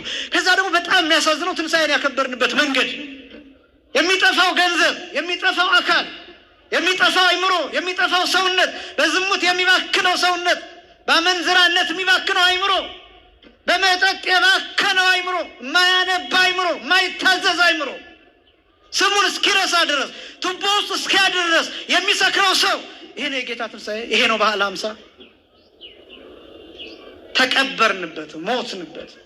እግዚአብሔር ሁላችንንም እንዲያነሳን የእሱ ቅዱስ ፈቃድ ይሆንልን። ቅዱስ ያሬድ ይናገራል ስለ ትንሣኤው። እጓለ አንበሳ ይላል ሰከብከ ወኖምከ፣ የአንበሳው ልጅ ሆይ ፈጽመህ ተኝተሃል አንቀላፍተሃል ይልና ነገር ግን ትነሳለህ። አንሳአኒ በትንሣኤከ፣ በትንሣኤ አንሳኝ ይላል። በትንሣኤ ሁላችንንም ያንሳል። የጌታን ትንሣኤ መረዳት ይባላል የመጨረሻ ከፍታ የሚባለው። ላከብድባችሁ አይደለም የፈለግኩት፣ በደንብ ግን መስማት ስላለባችሁ ነው። ትንሣኤ የሚባለው ሙሉ ሰውነትህ፣ አእምሮህ፣ አስተሳሰብህ ብሩህ የሚሆንበት ብርሃን የሚሆንበት ትንሣኤ ማለት እንደሱ ነው። አብርሆት የሚባለው እሱ ነው። ዮሐንስ በዚያ ብርሃን ውስጥ ነበር፣ በሚደነቅ ብርሃን ውስጥ ነበር፣ በሚደነቅ የጌታ ፍቅር ውስጥ ነበር። ስለዚህ ጌታ ምን አለው? ጴጥሮስን ትወደኛለህ እያለ የሚጠይቀው እንደዚህኛው ደቀ መዝሙር ተነስተሃል ወይ? ካልተነሳህ እንዴት በጎቹን ትጠብቃለህ? አንተ ከሞትክ በግ እንዴት ትጠብቃለህ? መንጋ እንዴት ትጠብቃለህ? ያቸው በጣም አስቸጋሪ ሆኖ በዚህ ዘመን የሙት ልጆች መሆናችን ነው ከባድ የሚያደርግ። የሙት ልጆች ስላችሁ የእግዚአብሔር ልጅነትን እየካድኩ አይደለም፣ ወይም ደግሞ እግዚአብሔርን ይሞታን እያልኩ አይደለም። ሎቱ ስባት ግን የሚመሩ ሰዎች የሞቱ ስለሆኑ በዚህ ምክንያት ነው መነሳት በብዙ መንገድ የምንበደለው። ለዛ ተስፋ የምንቆርጠው ለዛ። ጌታ ግን እንዲህ ብሎናል፣ እያደገክሙ እጓለ ማውጣት እኮ ነው የሙት ልጆች እንድትሆኑ አልተዋችሁም ብሎናል። ክብርና ምስጋና ለስም አጠራሩ ይሁን። ለዚህ ነው ራሳቸውን ለእግዚአብሔር ፍቅር የገደሉ ሳይሆኑ ለዚህ ዓለም ከዚህ ዓለም ጋር መሞት የፈለጉ ሰዎች ሲመሩ ያን ጊዜ ጫንቃቸው ይዝላል፣ ትከሻቸው ይዝላል። እኛን መሸከም ያቅታቸዋል፣ እኛን መምራት ያቅታቸዋል። ከነዚህ አይነት ነገር እግዚአብሔር ሁላችንንም ይሰውረን። ይሄ ብቻም አይደለም። አሁን እንደዚህ ስል ብዙዎቻችሁ ደስ ብሏችኋል በውስጣችሁ። አሁን እኮ ጳጳሳቱ ሊናገርልን ነው ብላችሁ አሰብስፋችሁ እየጠበቃችሁ ነው። የምናገረው እናንተንም ጭምር። ጴጥሮስ በበጎቹ ላይ ተሹሟል። ጴጥሮስ ግልገሎቹ እንዲጠብቅ ታዘዋል። ጴጥሮስ ጠቦቶቹ እንዲጠብቅ ታዘዋል። ጴጥሮስ እናንተም ናችሁ፣ እኔም ነኝ ጴጥሮስ። ምን ማለት እንደሆነ ታውቃላችሁ? በጎች የሚባሉት ግልገሎች የሚባሉት እነማን እንደሆነ ታውቃላችሁ? ሕዋሳቶቻችን በጎች ናቸው። እጃችን በጎች ናቸው። ጣቶቻችን በጎች ናቸው። የሰውነታችን ብልቶች ጠቦቶች ናቸው፣ ግልገሎች ናቸው። ተሹመሃል፣ በራስህ ላይ ተሹመሃል። እዘዘው። ለምንድነው ለዝሙት ብቻ የሚያስበው አይምሮህ? ለምንድነው 24 ሰዓት ቲክቶክ ብቻ የሚያየው አይምሮህ? ለምንድነው ለኳስ ብቻ የሚገዛው ሰውነትህ? ለምንድነው ማስቀደስ ሲሆን የሚጨንቅህ? ለምንድነው 3 ሰዓት 4 ሰዓት ፊልም ስታይ አይሰለችህም? ቅዳሴ ሲሆን ይሰለችሃል። ለምንድነው እንደዛ የሚሆነው? ማህሌት ሲሆን ይሰለችሃል። ትምህርት ሲሆን ይሰለችሃል። ወንጌል ሲሆን ይሰለችሃል። ሕዋስህን አታዘውም ማለት ነው። ግልገሎችን አትጠብቅም ማለት ነው። ያ ነው ምስጢሩ። ለአንተ ለራስህ ለሕዋሳትህ ካህን ጴጥሮስ ማለት እንደሱ ነው። በአዲስ ኪዳን ካህናት ነን ተብሎ የሚገለጠው ለዚያ ነው። መስዋዕት ሁላችንም እናቀርባለን ማለት አይደለም። ገብተን ሁላችንም እንቀድሳለን ማለት አይደለም። ሁላችንም ዲያቆናት እንሆናለን፣ ጳጳሳት እንሆናለን ማለትም አይደለም። ግን ለእጅህ አንተ ካህን ታዘዋለህ። እንዲያጨበጭብ ታደርገዋለህ። አንደበትህ እልል እንዲል ታደርገዋለህ። ልቡናህን ታዘዋለህ። እግዚአብሔር እንዲያስብ ታደርገዋለህ። አይምሮህን ታዘዋለህ። ለእግዚአብሔር እንዲገዛ ታደርገዋለህ። ስለዚህ ካህን ነህ። አካልህን ትጠብቀዋለህ። ጴጥሮስ ነህ አንተ። ሕዋሳቶችህ ላይ ተሹመሃል። አካልህ ላይ ተሹመሃል። እግሮችህ ላይ ተሹመሃል። የት ነው መሄድ ያለባቸው? እነዚህ ነገሮች የሚያሳይ ትንሣኤ የሚባለው ይሄ። በዚህ ከተነሳን የመጨረሻው ትንሣኤ ሁለተኛው ሞት በእኛ ላይ ስልጣን የለው። ሁለተኛው ሞት ያ ማለት ምን ማለት ነው? በትንሣኤ ጉባኤ ጊዜ ስንነሳ የክብር ትንሣኤን እንነሳለን። ክብርና ምስጋና ለአምላካችን ይሁን። ሁላችንንም ለክብር ትንሣኤ ያብቃ። ከዚያስ ወዴት እንገባለን? የክብር ትንሣኤ ከተነሳን በኋላ ወዴት እንገባለን ሲባል ወደ መንግሥተ ሰማያት። አሁን መንግሥተ ሰማያት የሚለውን በጣም ባጭሩ ላሳያችሁ። መንግሥተ ሰማያት ማለት የሰማያት መንግስት ማለት ነው አልኳቸው። የሰማያት ግዛት፣ የሰማያት ሰነድ ማለት ነው። የሰማይ ሕግ ማለት ነው። የሰማይ ደንብ ማለት ነው መንግሥተ ሰማያት ማለት። ለመጀመሪያ ጊዜ ቃሉን የምታገኙት በማቴዎስ ወንጌል ምዕራፍ 3 ላይ ከቁጥር 2 ጀምሮ ቅዱስ ዮሐንስ መጥምቅ ነው ይህን ቃል የተናገሩ። መንግሥተ ሰማያት ቀርባለችና ንስሐ ግቡ የሚል ቃል እና መንግሥተ ሰማያት 6 ነጥቦችን በፍጥነት አሳያችኋለሁ። መንግሥተ ሰማያት የሚባለው ማን ነው ሲባል በዚህ አሁን የመጀመሪያው መንግሥተ ሰማያት ክርስቶስ ነው። መንግሥተ ሰማያት ማን ነው አልኳችሁ? ክርስቶስ ነው። ራሱ ክርስቶስ መንግሥተ ሰማያት ተብሎ ይጠራል። አሁን የፈለግኩት ምንድን ነው ማሳየት የፈለግኩት?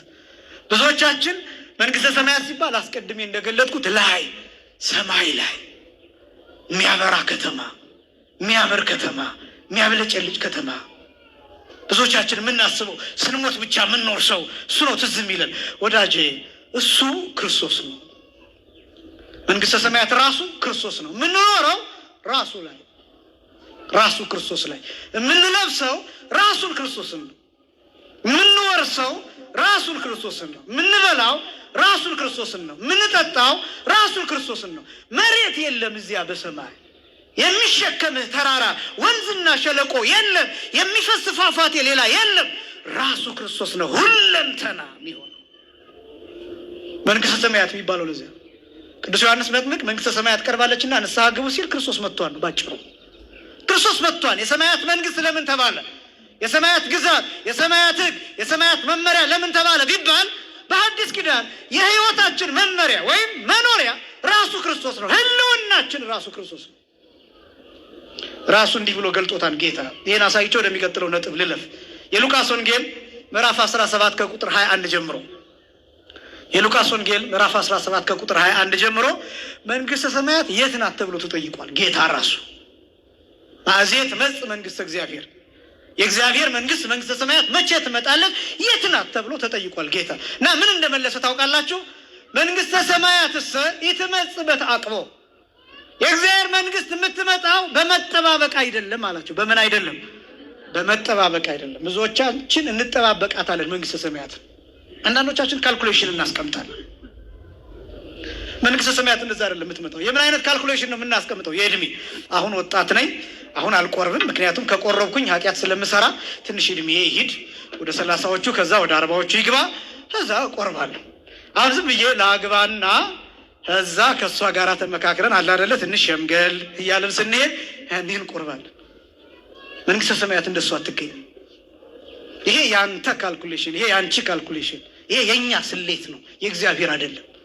የመዳን ቀን መቼ ነው? በእግዚአብሔር ስሌት ዛሬ። የመዳን ቀን መቼ ነው? በእግዚአብሔር ስሌት አሁን። ይህን በደንብ ማወቅ ያስፈልጋል። መንግሥተ ሰማያትን ብዙዎቻችን የምንጠብቃት በዛ መልክ ነው። አንዳንዱ እንዲህ ይላል፣ ከቆረብኩ አይኔ ይጠፋል፣ ሌላ ስጋው ደግሞ አይን ያበራል። እኔ የትኛው ትምህርት በምን አይነት መልኩ ይሄ ነገር እንደገባብን ግራ ይገባኛል። መሰልጠን እኮ ማለት ወጣቶች ወንድሞቼና እህቶቼ፣ እሱ እኮ ነው መሰልጠን ማለት። መሰልጠን ማለት እኮ ሱሪን መቅደድ አይደለም። የተቀደደ ጉልበታችን ላይ የተቀደደ ልብስ መልበስ አይደለም። እኔ አሁን እሱን ኃጢአት ነው አይደለም ስላለባበስ ለማስተማር አይደለም። በእውነት ግን መሰልጠን ማለት ሃይማኖትን ማስከበር ነው። ግድ የለም እኮ ይሄ ዓለማዊውን ነገር ማወቅ እኮ ግድ ነው፣ ግዴታችሁ ነው። የዲጂታሉን ዓለም ቨርቹዋል የሆነውን ዓለም የማወቅ ግዴታ አለባችሁ እኮ። ስልኮቻችሁን የማወቅ ግዴታ፣ ኮምፒውተሮቻችሁን የማወቅ ግዴታ፣ የዓለምን እንቅስቃሴ የማወቅ የዓለምን ስትራቴጂ የመረዳት ግዴታ አለባችሁ። ለምን? ወጣቶች ስለሆናችሁ ዓለምንም ቤተክርስቲያንንም ሀገርንም ትረከባላችሁ። ስለዚህ ያንን ስትረከቡ አውቃችሁት መሆን አለባችሁ። መሳት ግን የለባችሁ። ለምንድነው ይሄ ኋላ ቀር የሚሆነው? ለምንድነው ረጅም ቀሚስ መልበስ ገጠሬነት ሆኖ አጭር ቀሚስ መልበስ ስልጣን የሚሆነው? በምን ስሌት ነው? በየትኛው ስሌት ነው? የትኛው ትምህርት ነው? የትኛው ሳይንስ ነው? የትኛው ፊዚክስ ቲዮሪ ነው? የትኛው ማትማቲክስ ነው? እና አንዳንድ ነገሮችን የምንረዳበት መንገድ በጣም የተሳሳተ ነው። አስቀድሜ እንደተናገርኩት ቤተክርስቲያን የሚመጣው ነጠላ የሚለብሰው ጋቢ የሚለብሰው ወጣት እንደ ፋራ ነው የሚቆጠረው በእናንተ አነጋገር። ያኛውስ እያጨሰ የሚያድረው፣ ያኛው እየጠጣ እየሰከረ የሚያድረው የሰለጠነ በምን አይነት አስተሳሰብ ነው ይሄ ልክ ሆነ የገባው? በምን አይነት አስተሳሰብ? በየትኛው ስሌት ነው? በዓለማዊው ትምህርት ነው ወይስ በመንፈሳዊው ትምህርት ነው? በየትኛው? ቤተክርስቲያን የሚሄደው ሰው እንዳልሰለጠነ ተደርጎ የሚያስቀድሰው ሰው የምታስቀድሰው ሴት ራሷን ድንግልናዋን ክብሯን የጠበቀችው ሴት እማሆይ እየተባለ እየተቀለደባት በየሜዳው የምትወድቀው ሴት እንደሰለጠነች የምትታየው በምን አይነት ስሌት ነው? እኔ በጣም የማይገባኝ ይሄ ነው።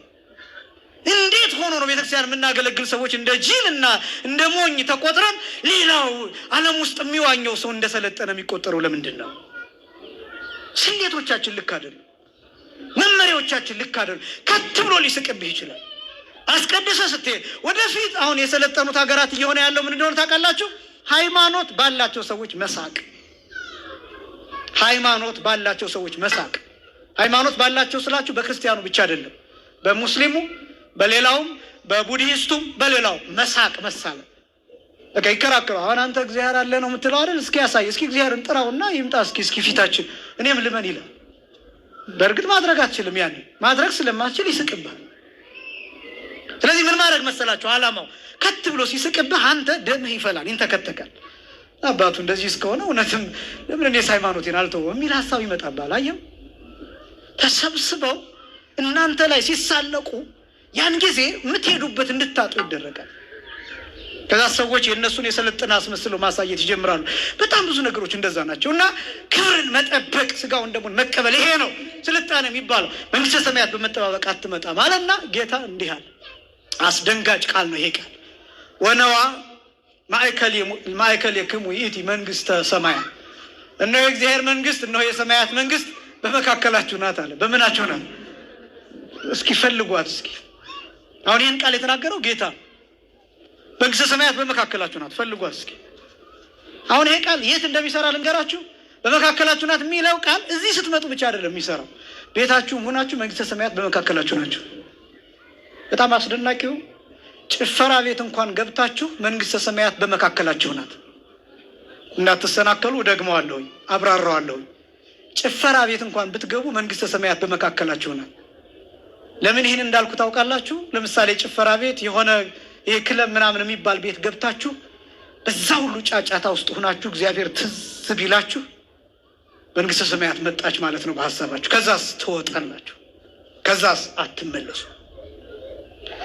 መንግስተ ሰማያትን በመካከላችሁ አገኛችኋት ማለት ነው። አትረክስም መንግስተ ሰማያት።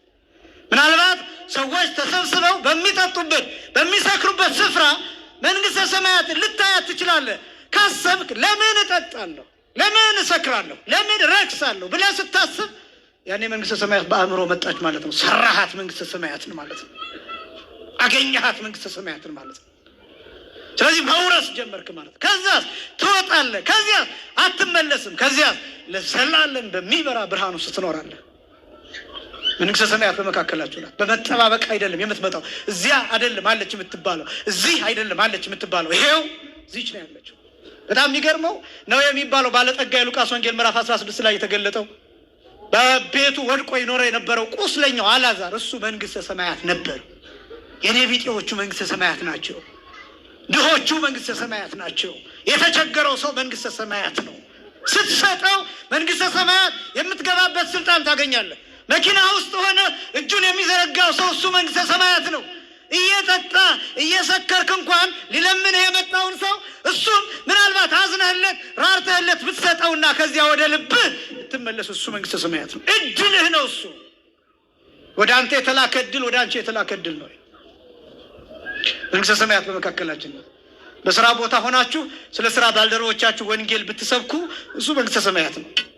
በትምህርት ቤት ሆናችሁ ለትምህርት ቤት ጓደኞቻችሁ የቤተክርስቲያንን ክብር የሃይማኖትን ክብር ብትናገሩ መንግስተ ሰማያት ነው። ለምን? የምስራችሁን እየሰበካችሁ ነው። ስትጾሙ መንግስተ ሰማያት ነው። ስለዚህ መንግስተ ሰማያት በመካከላችሁ ናት የሚባለው ለዚህ ነው። የትም ሆነ መንግስተ ሰማያት ያለው ጽድቅ ያለው ህይወት ያለው የዘላለም ህይወት ያለው በውስጥህ ነው። እንደ ወደ ዓለማዊ ደግሞ ከወሰድነው የትኛውም እውቀትም ስኬትም ያለው ከውስጥህ ነው የሚፈላው። መጽሐፍ ስታነቡ አዲስ እውቀት አይደለም የምትጨምሩት፣ ውስጣችሁ ያለውን ነው አክቲቭ የሚያደርገው። ትገረማላችሁ። መጽሐፍ ስታነቡ አንድ ነገር ስታዩ አዲስ ነገር ይመስላችኋል እንጂ የሚወጣው ግን ከውስጣችሁ ነው። ለካ እንደዚህ ነው እንዲህ ብላችሁ ትገረማላችሁ። ለዚህ ነው ሰዎች ቀድመው ይነቁና ከኛ ቀድመው ይነቁና ለትዳር ጥሩ ነገሮች 15 ነገሮች ብለው ይጽፉላቸዋል። እናንተ እኮ ትዳሩን እየኖራችሁበት ነው። እነዚያ ሰዎች ወይ ትዳራቸውን የፈቱ ናቸው ወይ ያላገቡ ናቸው። 15 ነገር ብለው ጽፈው ለእናንተ ይሸጡላቸዋል። እናንተ ግን ትዳር ውስጥ ናችሁ። በጣም አስደናቂ ነገር እና ዓለም ውስጥ ያለው ምን እንደሆነ ታውቃላችሁ? ቀድሞ የመንቃት ጉዳይ። እነዚህ ሞቲቬሽናል ስፒከርስ የሚባሉት ቀድመውን ንግግር ተለማምደው መስታወት ፊት ይቆማሉ። ከዛ መስታወቱ ፊት የሆነ ኦዲየንስ አለ ብለው ያስባሉ። ከዛ በደንብ ይፎክራሉ፣ ይለማመዳሉ። ከዛ ብሮ ተነስ ብለው አንተ ላይ ይጨፍሩብሃል ማለት ነው። በጣም እኮ የሚደንቅ እኮ ነው። ብዙ ያልተረዳናቸው እኮ ነገሮች አሉ እኮ። ከወንጌል በላይ አንቂ ምን አለ? ከወንጌል በላይ ትዳርን የሚያጸና ምን አለ? ከወንጌል በላይ ጋብቻን የሚጠብቅ፣ ከወንጌል በላይ መተማመንን የሚፈጥር፣ ከወንጌል በላይ ውስጥን ብሩህ የሚያደርግ ሌላ ምን አለ? ሌላ ምን አለ? ከቅዱሳን ገድል በላይ፣ ከቅዱሳን ታሪክ በላይ፣ ከነዚህ በላይ ሞቲቬት የሚያደርግ የሚያነቃቃ ሌላ ምን ሊኖር ይችላል? ተላልፈን ተሰጥተናል። ተላልፈን ከኛ ቀድሞ የሆነ ነገር ላሰቡ ሰዎችና ከኛ ቀድሞ ጎግል አድርገው የሆነ ሰዎችን ንግግር ከቀዱ ሰዎች ጋር ከነሱ ሰዎች ጋር ተላልፈናል። ለነሱ ተላልፈን ተሰጥተናል። ሴክሬት እንዲል የሚል አንድ መጽሐፍ አለ። ተደጋጋሚ ነው የምጠይቃቸው ጥያቄዎች አሉ። ሎው ኦፍ አትራክሽን ያለበት የስበት ህግ ያለበት ናዛ ላይ የሚለው በቃ አስብ ነው የሚለው። መኪና አለኝ ብለህ አስብ፣ ቤት አለኝ ብለህ አስብ። ብዙ ሰው ከመኝታ ሆኖ ይሄን ያስባል። መኪና ግን ከየት ይምጣ? ችግሩ እሱ ነው። አልጋው ላይ ሆኖ መኪና አለኝ በሪውር ይጨብጣል፣ ወደ ቀኝ አሽከረክረዋል። አሁን ፓርክ ልታረግ ነው አስበው ይለዋል፣ ያስበዋል። የለም መጨረሻ ላይ ማበድ ነው የሚሆነው። እና ብዙ ነገሮች እንደው ይሄ ጎበዝ ከሆነን ወጣቶች ወንድሞቼ እና እህቶቼ እንዲህ አይነት ነገሮችን ቀድሞ መረዳትና እንደ ሞኝ የቆጠሩንን ሰዎች ሞኝ ማድረግ ነው። የእውነቴን እንደሱ እነሱ ያነበቡትን መጽሐፍ ማንበብና በሁሉም የሞላ ሆኖ ማንም የማይሸውደው መሆን ይሄ ነው። ይሄ ብቻም አይደለም። በሃይማኖቱ በጣም ጥቂት ሰዎች ለምንድን ነው የሚወስዱ? በሃይማኖቱ ራሱ ስለ ቤተክርስቲያን ማወቅ እኮ ትልቅ ነገር ነው። ስልጡንነት ማለት ይሄ ነው። እንደ ስለ ኦርቶዶክሳዊ ቤተክርስቲያን አሁን በእርግጥ የሚመሰክሩ ወጣቶች አሉ፣ እግዚአብሔር ይጠብቃቸው። በየቲክቶኩ ጥሩ ልጆች አሉ። ግን ለምንድን ነው ሁልጊዜ ብዙዎቻችን የምንታለሉ ግራ የምንጋባው? እንዴ ስለ እመቤታችን ክብር ሲነሳ መጨነቅ እንዴ! በጣም ችግሩ እኮ ምን እንደሆነ ታውቃላችሁ? እኛ የቆምንበት መሰረት አሸዋ ነው ማለት አለቱ ላይ አልቆምን ማለት ነው። እና ትልቁ ችግር እሱ እና መንግስተ ሰማያት በመካከላችሁ ናት። ወጣቶች መንግስተ ሰማያት እጃችሁ ውስጥ ናት። ላይ አይደለች መንግስተ ሰማያት። እዚህ ያለውን ስትጨርስ የምትሄድባት ናት ያቺ። አሁን ግን መንግስተ ሰማያት እጅህ ላይ ናት። ስትመጸውት መንግስተ ሰማያት እሷ ነች። ንስሐ ስትገባ መንግስተ ሰማያት እሷ ነች። ስጋውን ደግሞ ስትቀበል መንግስተ ሰማያት እሷ ነች። ስለዚህ የመጀመሪያው የጌታ መገለጥ የክርስቶስ መገለጥ መንግስተ ሰማያት ይባላል። ወነዋይ ሰማያ ይላሉ መተርጉማኑ። ለአስተርእዮቱ መንግስተ ሰማያት፣ እነሆ መገለጡ መንግስተ ሰማያት ብሎ ይጠራዋል። የመጀመሪያው ስለዚህ መንግስተ ሰማያት ክርስቶስ ነው። በኋላ ጠይቃቸዋል። ሁለተኛ መንግስተ ሰማያት የምትባለዋ ወንጌል ናት። መንግስተ ሰማያት ምንድን ናት አልኳችሁ? ወንጌል ናት። በቃ ወንጌል። መንግስተ ሰማያት ማለት የሰማያት ህግ፣ የሰማያት ግዛት፣ የሰማያት ሰነድ፣ የሰማይ መመሪያ፣ ደንብ፣ ህግ ማለት ነው። ወንጌል እሷ ነች። ወንጌል ማለት የሰማይ ሰነድ ማለት ነው። አሁን እዚህ ዓለም ላይ በወንጌል መኖር ቢቻል ሞት የሚባል ነገር አይኖርም። በነገራችን ላይ ሞት የሚባል ነገር፣ መጋደል የሚባል ነገር፣ መፋታት የሚባል ነገር፣ ዝሙት የሚባል ነገር፣ እነዚህ 15ቱ ፈቃዳተ ስጋ የሚባሉት ነገሮች በሙሉ አይኖሩም። መጣላት አይኖርም። ልክ ብሔረ ብፁዓን ውስጥ እንደሚኖሩ ሰዎች በተለየ ብርሃን ውስጥ እንኖራለን። በጣም እኮ አስደናቂ እኮ ነው ወንጌል የሚባለው። በጣም እኮ አስደናቂ እኮ ነው። እኔ አንዳንድ መጽሐፎች እነዚህ የፍልስፍና የሚባሉ መጽሐፎችን ዝም ብዬ አያቸዋለሁ። አንዳንድ ነገሮች ያስገርሟቸዋል።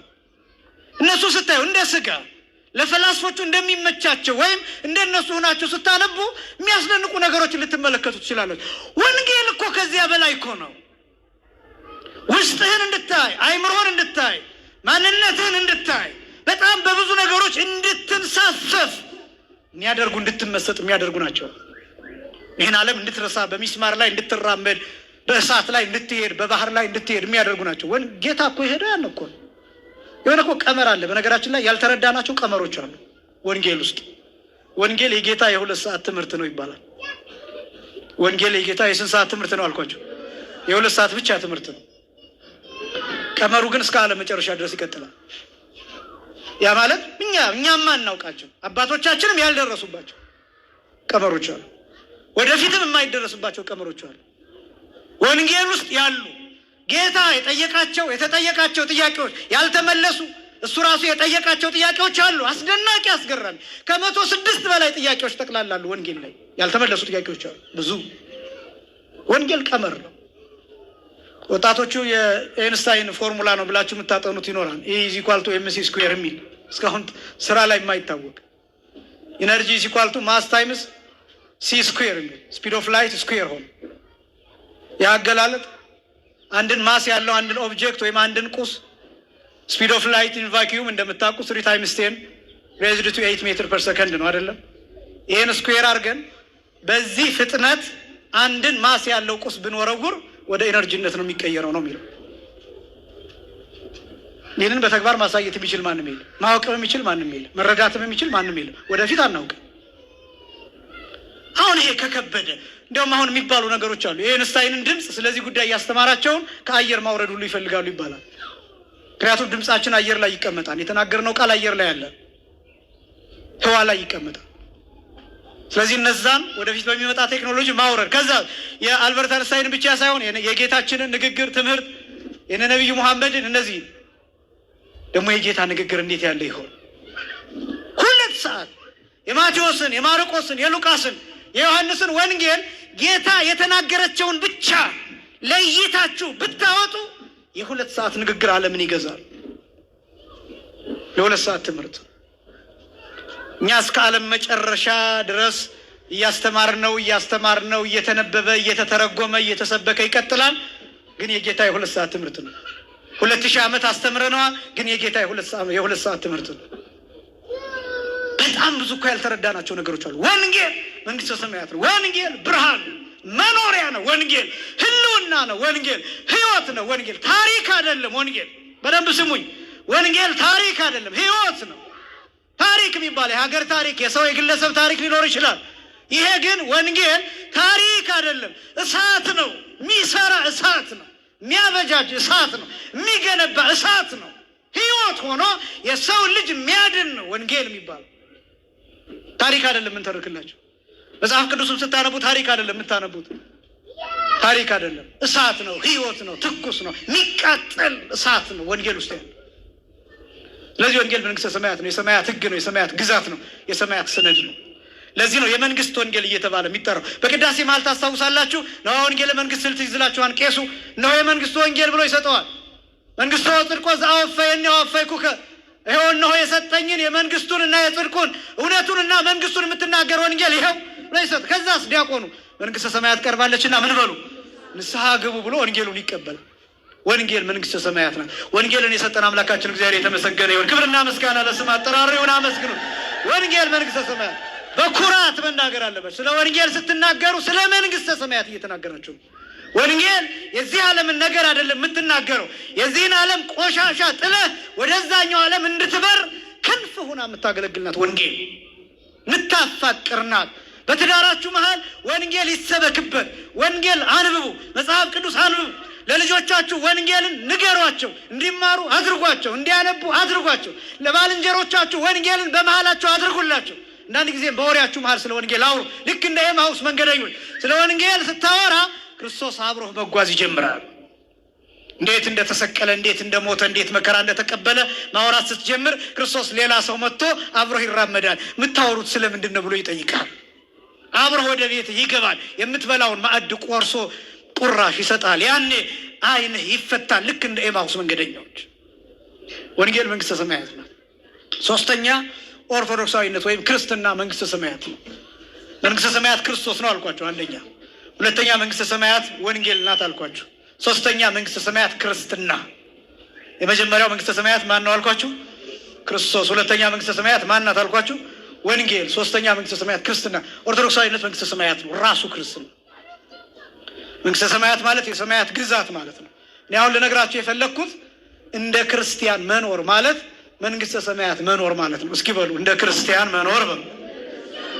በመንግስተ ሰማያት መኖር ማለት ነው። እንደምን መኖር? እንደ ክርስቲያን መኖር። በምን መኖር ማለት ነው? ምክንያቱም መንግስተ ሰማያት ማለት የሰማያት ምንድን ነው ብያችኋለሁ? ህግ ነው ብያችኋለሁ። ክርስቲያን ማለት ምን ማለት ነው? የሰማይ ህግ የሚገዛው እንደ ሰማይ ህግ የሚኖር። ያ ማለት ምን ማለት ነው? የትም ቦታ ቢሆን እንደ ክርስቲያን የሚኖር ማለት ነው። የትም ቦታ፣ በስራ ቦታው፣ በስደት ሀገሩ፣ በሚማርበት ቦታ፣ በትራንስፖርት ውስጥ፣ በቤቱ፣ ከቤተክርስቲያን ውጭ በሆነ በእነዚያ ነገሮች ሁሉ እንደ ክርስቲያን የሚኖር ማለት ነው።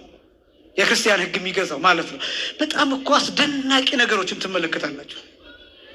በቃ አሁን እኛ ምንኖራቸው ኑሮዎችን ታያላችሁ። ያው ሰዎች እንዲያዩን ብዙ ነገሮቻችን ሚዲያ የሚወጡበትን ምክንያት ያ ነው። ይሄ ሚዲያው ደግሞ ክፋቱ በጣም ብዙ እውነቶችን እንድናጣ፣ ነገር ግን ብዙ ውሸቶች ደግሞ እውነት መስለው እንዲታዩ ያደርጋል። በጥሩ ካሜራዎች ይቀረጻል። ቆንጆ መስለን እንታያለን። መልከ መልካሞች መስለን እንታያለን። ረጅም መስለን እንታያለን። ለምሳሌ እኔ አሁን ብዙ ሰው በሚዲያ አይቶኝ በአካል ሲያገኘኝ ያልፈኛል። ብዙ ሰው ጉባኤ ተጠርቼ ሲሄድ እንደዛ የገጠመኝ ጊዜ አለ። በቴሌቪዥን ሲያዩኝ በኢኦቲሲ ትርጓሜ የተረጉም ነበርና እዛ ላይ ጥምጣም ጠምጥሜ ካባ ለብሼ መቋሚያ ይዤ ነው የምተረጉመው እና ትልቅ ሰው መስዬ ነው የምታያቸው እና ለጉባኤ ተጠርቼ ሲሄድ እሱን አይደለም የጠራ ነው መጋቤ ሐዲስ ነቃ ጥበብ ነው ይሉኛል ማለት ነው። እንግዲህ አስቡ፣ በጣም ብዙ ነገሮቻችን እውነት መስለው ይታያሉ። ብዙ የፊልም ባለሙያዎች ሲቀረጹ ጥሩ ስፔሲፊኬሽን ባለው ካሜራ ይቀረጻሉ። በጥሩ ሁኔታ፣ በጥሩ ብርሃን፣ በጥሩ ስፍራ፣ በጥሩ አይነት አለባበስ። እዛ በፊልም አይታችኋቸው በአካል ስታዩቸው እነሱ ሌሎች ሰዎች ናቸው። ሞደርኒዝም ራሱ እኔ አንድ ያነበብኩት መጽሐፍ ሞደርኒዝም ማለት ከኦሪጂናሊቲ መውጣት ነው ይላል። ይሄ ማለት ከትክክለኛው ነገር መውጣት ነው። የሆኑ ነገሮችን ስታዩ፣ ፊልም ስታዩ፣ ለምሳሌ አክተር አይሞት የሚባል ነገር አለ አይደለም? ለምንድን ነው እሱ ቢሞት እንኳን ይነሳል? ለምንድን ነው እንደዛ የሚደረገው? ለምንድን ነው ከእውነት ውጭ ከምንኖረው ውጭ የሚደረገው? ለምንድን ነው? ከዛ ሰዎች ደግሞ ፊልም ላይ አይተው ያኔ ፊልሙን ደግሞ ህይወታቸው ላይ ማሳየት ይፈልጋሉ። ወጣቱ አበባ ያመጣና ይሰጣታል። ከየት አይተህ ነው ሲባል ከፊልም ላይ አይችልም። ፊልም ከህይወት መሰራቱ ቀርቶ ህይወት ከፊልም ይሰራል። ስለዚህ ፌክ ይሆናል። እውነት የሚባሉ ነገሮች ይታጣሉ። እና ክርስቲያን ግን ምን ማለት መሰላችሁ? የትም ቦታ አንድ ላይ ነው የሚናገረው እውነት፣ ለዚያውም የማይምል በጣም ከአቅም በላይ በሆነ ጉዳይ ካልሆነ በስተቀር እግዚአብሔርን ብሎ የማያምን እውነቱን እውነት ውሸቱን ውሸት እምቢ። ክርስቲያን ማለት እሱ ነው። የትም ቦታ በየትኛውም ጊዜ ለመሰቀልም ጭምር ዝግጁ ይሆን፣ ውስጡ ባለው እውነት ምክንያት ለመገረፍም ለመሞትም ጭምር ዝግጁ ይሆን። ክርስቲያን ማለት እሱ። መንግስተ ሰማያት እሷ አለ። ለምሳሌ እንዲህ እንላለን፣ አባታችን ሆይ በሰማያት የምትኖር ስምህ ይቀደስ፣ ከዛ ምን ትምጣ? መንግስት ትምጣ። ምን ማለት ይመስላችኋል? መንግስት ትምጣ ማለት መንግስተ ሰማያት ትሰጠን፣ ክርስትና ይሰጠን፣ ልጅነት ይሰጠን ማለት ነው ብለው ተርጉመውታል መምህራን። በክርስትና ጸንተን እንድንኖር እውነተኞች እንድንሆን ይሄ ነው ክርስትና። መንግስተ ሰማያት ነው። በክርስትና ጸንተ በየትም ቦታ አንድ አይነት ሆነ የምትኖር ከሆነ በመንፈሳዊነት አንተ መንግስተ ሰማያት ውስጥ ነው ያለው። አንደኛ መንግስተ ሰማያት ክርስቶስ ነው። ሁለተኛ መንግስተ ሰማያት ወንጌል ናት። ሶስተኛ መንግስተ ሰማያት ክርስትና ነው። አራተኛ መንግስተ ሰማያት የንስሐ ህይወት ነው። እስኪ በሉ መንግስተ ሰማያት የንስሐ ህይወት ነው። የንስሐ ህይወት ወይም ንስሐ ገብተን የምንኖርበት ህይወት የመንግስተ ሰማያት ህይወት ነው ተብሎ የሚጠራው። ለአባቶቻችን ኃጢአታችንን ተናግረን ቀኖና ተቀብለን ቀኖናውን የምንፈጽምበት። ለምሳሌ 100 ስግደት ተሰጠን እንበል በየቀኑ እንደዛ ብለን እናስብ። አባታችን አያዩንም፣ ነፍስ አባታችን አያዩንም። ግን ምናልባት ከዚህ ተነስተን አሜሪካ እንኳን ብንሄድ ክርስቲያኖች ስለሆንን ያንን 100 ስግደት እዛም ቢሆን እንሰግደዋለን። ምክንያቱም እሳቸው ባያዩን ማን ያየናል? መንግስተ ሰማያት የሚባለው እሱ። ከዚህ ሞያሌ እየተጓዝ ጾም ስለተሰጠ በአጠገብህ በቀኝና በግራ የተቀመጡ ሰዎች ቆሎ እያመነዠኩ የሚፈልጉትን እየበሉ ሸንኮራውን እየበሉ፣ አንተ ግን እስከ 9 ሰዓት እንድትጾም ስለታዘዝክ ትጾማለህ። እሳቸው ባያዩ ማን ያይሃል? መንግስተ ሰማያት የሚባለው እሱ። እሳቸው በሌሉበት ስፍራ ትታዘዛለህ። አይገርምም? ካህኑ በማያዩን ስፍራ እንሰግዳለን እንጂ እኮ እንዲህ ማለት እኮ እንችላለን። ተንኮል ላስተምራቸው አይደለም። 100 ስግደት ሰጥተውን መተን አባ ያው ያችን 100 ስግደት ጥጥት አድርጌ ጨርሻታለሁ ይፍቱኝ ማለት እኮ እንችላለን አይደለም? ሳንሰግድ ግን ማን ይፈርድብናል? መንግስተ ሰማያት ማለት ይሄ የንስሐ ህይወት ማለት እንደሱ ነው። ትጾማለህ በማይጾምበት ጊዜ፣ በበዓለ ሃምሳ አይደለም እምላችሁ፣ በሌላው ጊዜ የሰኔ ጾም ባልሆነበት ጊዜ፣ ለምሳሌ ሐምሌ 5 በኋላ ጾም አይደለም። በንስሐ ከተሰጠን ግን እንጾማለን። ሰዎች ሰኞ ማክሰኞ ሊበሉ ይችላሉ፣ እኛ ግን እንጾማለን። ያችሁ መንግስተ ሰማያት የሚባለው እንደሱ ህግ ነዋ። የሰማያት ህግ ነዋ። እንዲህ ብሎ ለካህናቱ ሰጥቷቸዋል። በምድር ያሰራችሁት በሰማይ ምን ያለ ይሁን፣ የታሰረ ይሁን። በምድር የፈታችሁት በሰማይ ምን ያለ ይሁን፣ የሰማይ የተፈታ ይሁን፣ የታሰረ ይሁን። ይሄ ነው የክህነት ህግ የሚባለው፣ የንስሐ ህግ፣ የንስሐ ህይወት መንግስተ ሰማያት ተብሎ ይጠራል። 4ኛ 5ኛ መንግስተ ሰማያት ተብላ የምትጠራው ቤተክርስቲያን ናት። አሁን ያላችሁት መንግስተ ሰማያት ነው። ክብርና ምስጋና ለአምላካችን ይሁን። አመስግኑት እግዚአብሔር። አሁን ያላችሁት መንግስተ ሰማያት። በዚህች በር ካልሆነ በስተቀር ወደ መንግስተ ሰማያት መግባት አይቻልም። አስቀድሜ እንደገለጥኩት ምዕመናን ስጋው ደግሞ የሚሰጠው በቤተክርስቲያን ብቻ ነው። መቁረብ የሚቻለው በየት ብቻ ነው? መጠመቅ የሚቻለው በየት ብቻ ነው? በቤተክርስቲያን ብቻ ነው። የአደባባይ በዓላት አሉ። ለምሳሌ ታቦት ከሌላ አይቀደስም። ድንኳን ሰርተን የአደባባይ በዓላትን እናከብራለን አይደለም? የጥምቀት ታቦት መሄድ አለበት። ታቦት መኖር አለበት። ይቺ ቤተክርስቲያን ስጋውን ደሙን የምትፈትተው ምስጢራትን የምትፈጽመው በታቦቱ ላይ ነው። ይቺ ቤተክርስቲያን ጸጋ የሚሰጥባት 3 ዋና ዋና መሰረታዊ ነገሮች የሚሰጡባት ናት። 3 ዋና ዋና ጸጋዎች የሚሰጡባት፣ አንዱ ምስጢረ ጥምቀት ነው። 2ኛው ምስጢረ ቁርባን ነው። 3ኛው ደግሞ ክህነት። እነዚህ 3 ነገሮች ይሰጡባታል። በዚህ ምክንያት በር ተብላ ትጠራለች። መግቢያ ናት። አባ ጊዮርጊስ ዘጋስጫ በሰዓታቱ እንዲህ ብሎ ይናገራል። ወባቲ ይላል ለዛቲ ቤተክርስቲያን ይላል ስርዓተ መላእክት አርአያ ዘበሰማያት ይላል። ቤተክርስቲያን ስተት ሚሰል በጽርሐ አርያም ዘላይሉ ይላል። ለዚህች ቤተክርስቲያን በሰማይ የሆነው ስርዓት አላት ይላል። የመላእክት ስርዓት አምሳል ይቺ ቤተክርስቲያን በጽርሐ አርያም ትመሰላለች ይላል።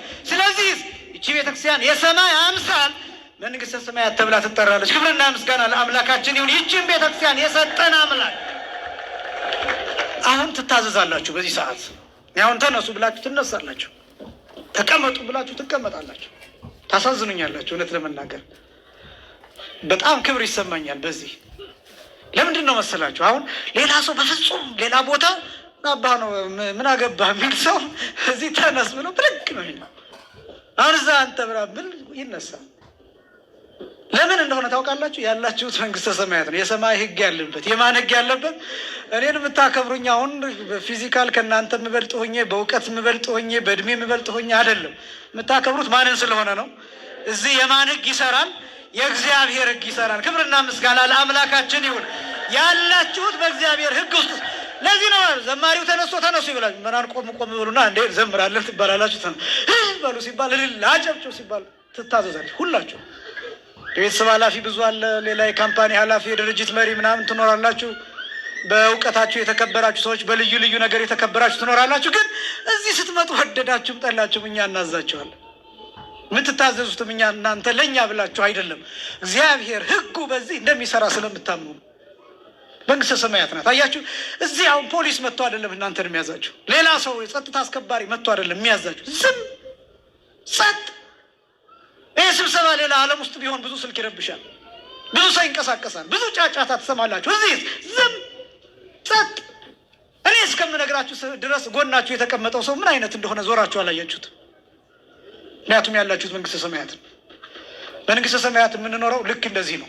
በጎናችን ያለውን ሰው ሳንገላምጥ፣ ብሔሩ ከየት እንደሆነ ሳንጠይቅ፣ ቋንቋ ምንድን ነው ሳንል፣ ያያችሁ በሀብት ደረጃ አንተ ድሃ ነህ ወይስ ባለጸጋ ነህ፣ እንዴት አጠገቤ ትቀመጣለህ ሳንል፣ እንዴት አንተ አጠገቤ ትቆማለህ ሳንል፣ አንተ ሕፃን ነህ ለምን መጣህ ሳንል፣ አንቺ ሴት ነሽ እንደ ለምን መጣሽ ሳንል፣ አንተ እንደዚህ ነህ ለምን እዚህ ታየህ ሳንል፣ ዝም ብለን ጸጥ ብለን በአንድ ቃል የምናመሰግንበት ቦታ መንግስተ ሰማያት ነው። የዚያች መንግስተ ሰማያት አምሳል ይህች ቤተክርስቲያን ናት። ክብርና ምስጋና ለአምላካችን ይሁን። የሰማይ ስርዓት የሚታይባት፣ መላእክት ክንፋቸውን እንደ ሻሽ የሚያነጥፉባት፣ እንደ ቅጠል የሚረግፉባት ስፍራ፣ ያንዳንዱ የምትረግጠው ቦታ በረከት ያለበት ስፍራ፣ የምትጠጋው ዛፍ፣ የምትቀበጥበት ድንጋይ ዝም ብሎ ድንጋይ ያልሆነ፣ ዝም ብሎ ቅጠል ያልሆነ፣ ዝም ብሎ ዛፍ ያልሆነ፣ በሆነ አጋጣሚ አንድ ቅዱስ አንድ ጻድቅ የተጠጋው በረከት የምታገኝበት ስፍራ፣ ብቻችንን የምንሆንበት ሳይሆን እነ ቅዱስ ጳውሎስ እነ ቅዱስ ጴጥሮስ አብረውን የሚቆሙበት፣ እነ አቡነ ተክለ ሃይማኖት እነ አቡነ ገብረ መንፈስ ቅዱስ በበረከት አብረውን የሚገኙበት፣ በአንዲት ልሳን በአንድ ነፍስ የምናመሰግንበት ቦታ። ክብርና ምስጋና ለአምላካችን። ይህችን ቤተክርስቲያን የሰጠናት መንግስተ ሰማያት የሚባለው ይህቺ ቤተክርስቲያን ነው። የሰማያት ግዛት፣ የሰማይ ሕግ ያለባት የመጨረሻ መንግስተ ሰማያት የሚባለው የዘላለም ሕይወት ነው። አሁን ከልሰውና ጨርሳለሁ። አንደኛ መንግስተ ሰማያት ክርስቶስ ነው። እጠይቃቸዋለሁ። አንደኛ መንግስተ ሰማያት ክርስቶስ ነው። ሁለተኛ መንግስተ ሰማያት ወንጌል ናት። ሶስተኛ መንግስተ ሰማያት ክርስትና ነው። አራተኛ መንግስተ ሰማያት የንስሐ ሕይወት። አምስተኛ መንግስተ ሰማያት ቤተ ክርስቲያን። ስድስተኛ መንግስተ ሰማያት የዘላለም ሕይወት። አንደኛ መንግስተ ሰማያት ማን ነው አልኳችሁ? ክርስቶስ። ሁለተኛ መንግስተ ሰማያት ማን ናት አልኳችሁ? ወንጌል። ሶስተኛ መንግስተ ሰማያት ምንድን ነው አልኳችሁ? ክርስትና። አራተኛ መንግስተ ሰማያት ምንድን ነው? የንስሐ ሕይወት። አምስተኛ መንግስተ ሰማያት ምንድን ናት አልኳችሁ? ቤተ ክርስቲያን። ስድስተኛ መንግስተ ሰማያት የዘላለም ሕይወት። ይችን ብቻ ጥቂት ነገር። የዘላለም ሕይወቱ ረቂቅ ነው። አሁን በራዕየ ዮሐንስ ምዕራፍ 21 ስትመለከቱ አንዲት ሀገር አየሁ ይላል። ለባሏ እንደተሸለመች እንዳጌጠች ሙሽራ፣ ሙሽራዋን እንደምትጠብቅ ሙሽሪት፣ በፍጹም ጌጥ ያጌጠች ሙሽራ ልክ እንደዚያ ተመለከትኳት ይላል። ግን አንድ አስደናቂ ነገር ይናገራል። ያቺ ሀገር ይላል፣ ያቺ ከተማ ይላል ኢትፈቅድ ያብርሁ ላቲ ፀሐይ ወወርህ ይላል። ፀሐይና ጨረቃ እንዲያበሩላት አትፈልግም ይላል። ያች ዓለም፣ ያ ሕይወት፣ ያ የዘላለም ሕይወት፣ ያ ሀገር ተብሎ ሀገር አይደለም በሀገር ተመስሎ የተነገረው፣ ከተማ አይደለም በከተማ ተመስሎ የተነገረው፣ ለእኛ እንዲገባን እንጂ ያ የዘላለም ሕይወት ነው። ረቂቅ ነው። አስቀድሜ እንደነገርኳችሁ ተራራ የለውም፣ ወንዝ የለውም፣ ሸለቆ የለውም፣ ፏፏቴም የለውም።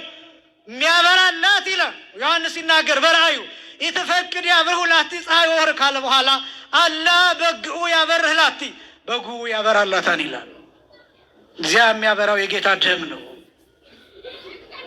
እዚያ ብርሃን የሚሆነው የክርስቶስ ስጋ ነው። እዚያ ሞት የለም፣ እዚያ እንባ የለም፣ እዚያ ሐዘን የለም፣ እዚያ ለቅሶ የለም፣ እዚያ መለያየት የለም፣ እዚያ ድካም የሚባል የለም፣ እዚያ መጥቆር፣ መጠውለድ፣ መጎሳቆል፣ መተከዝ የሚባል ነገር የለም።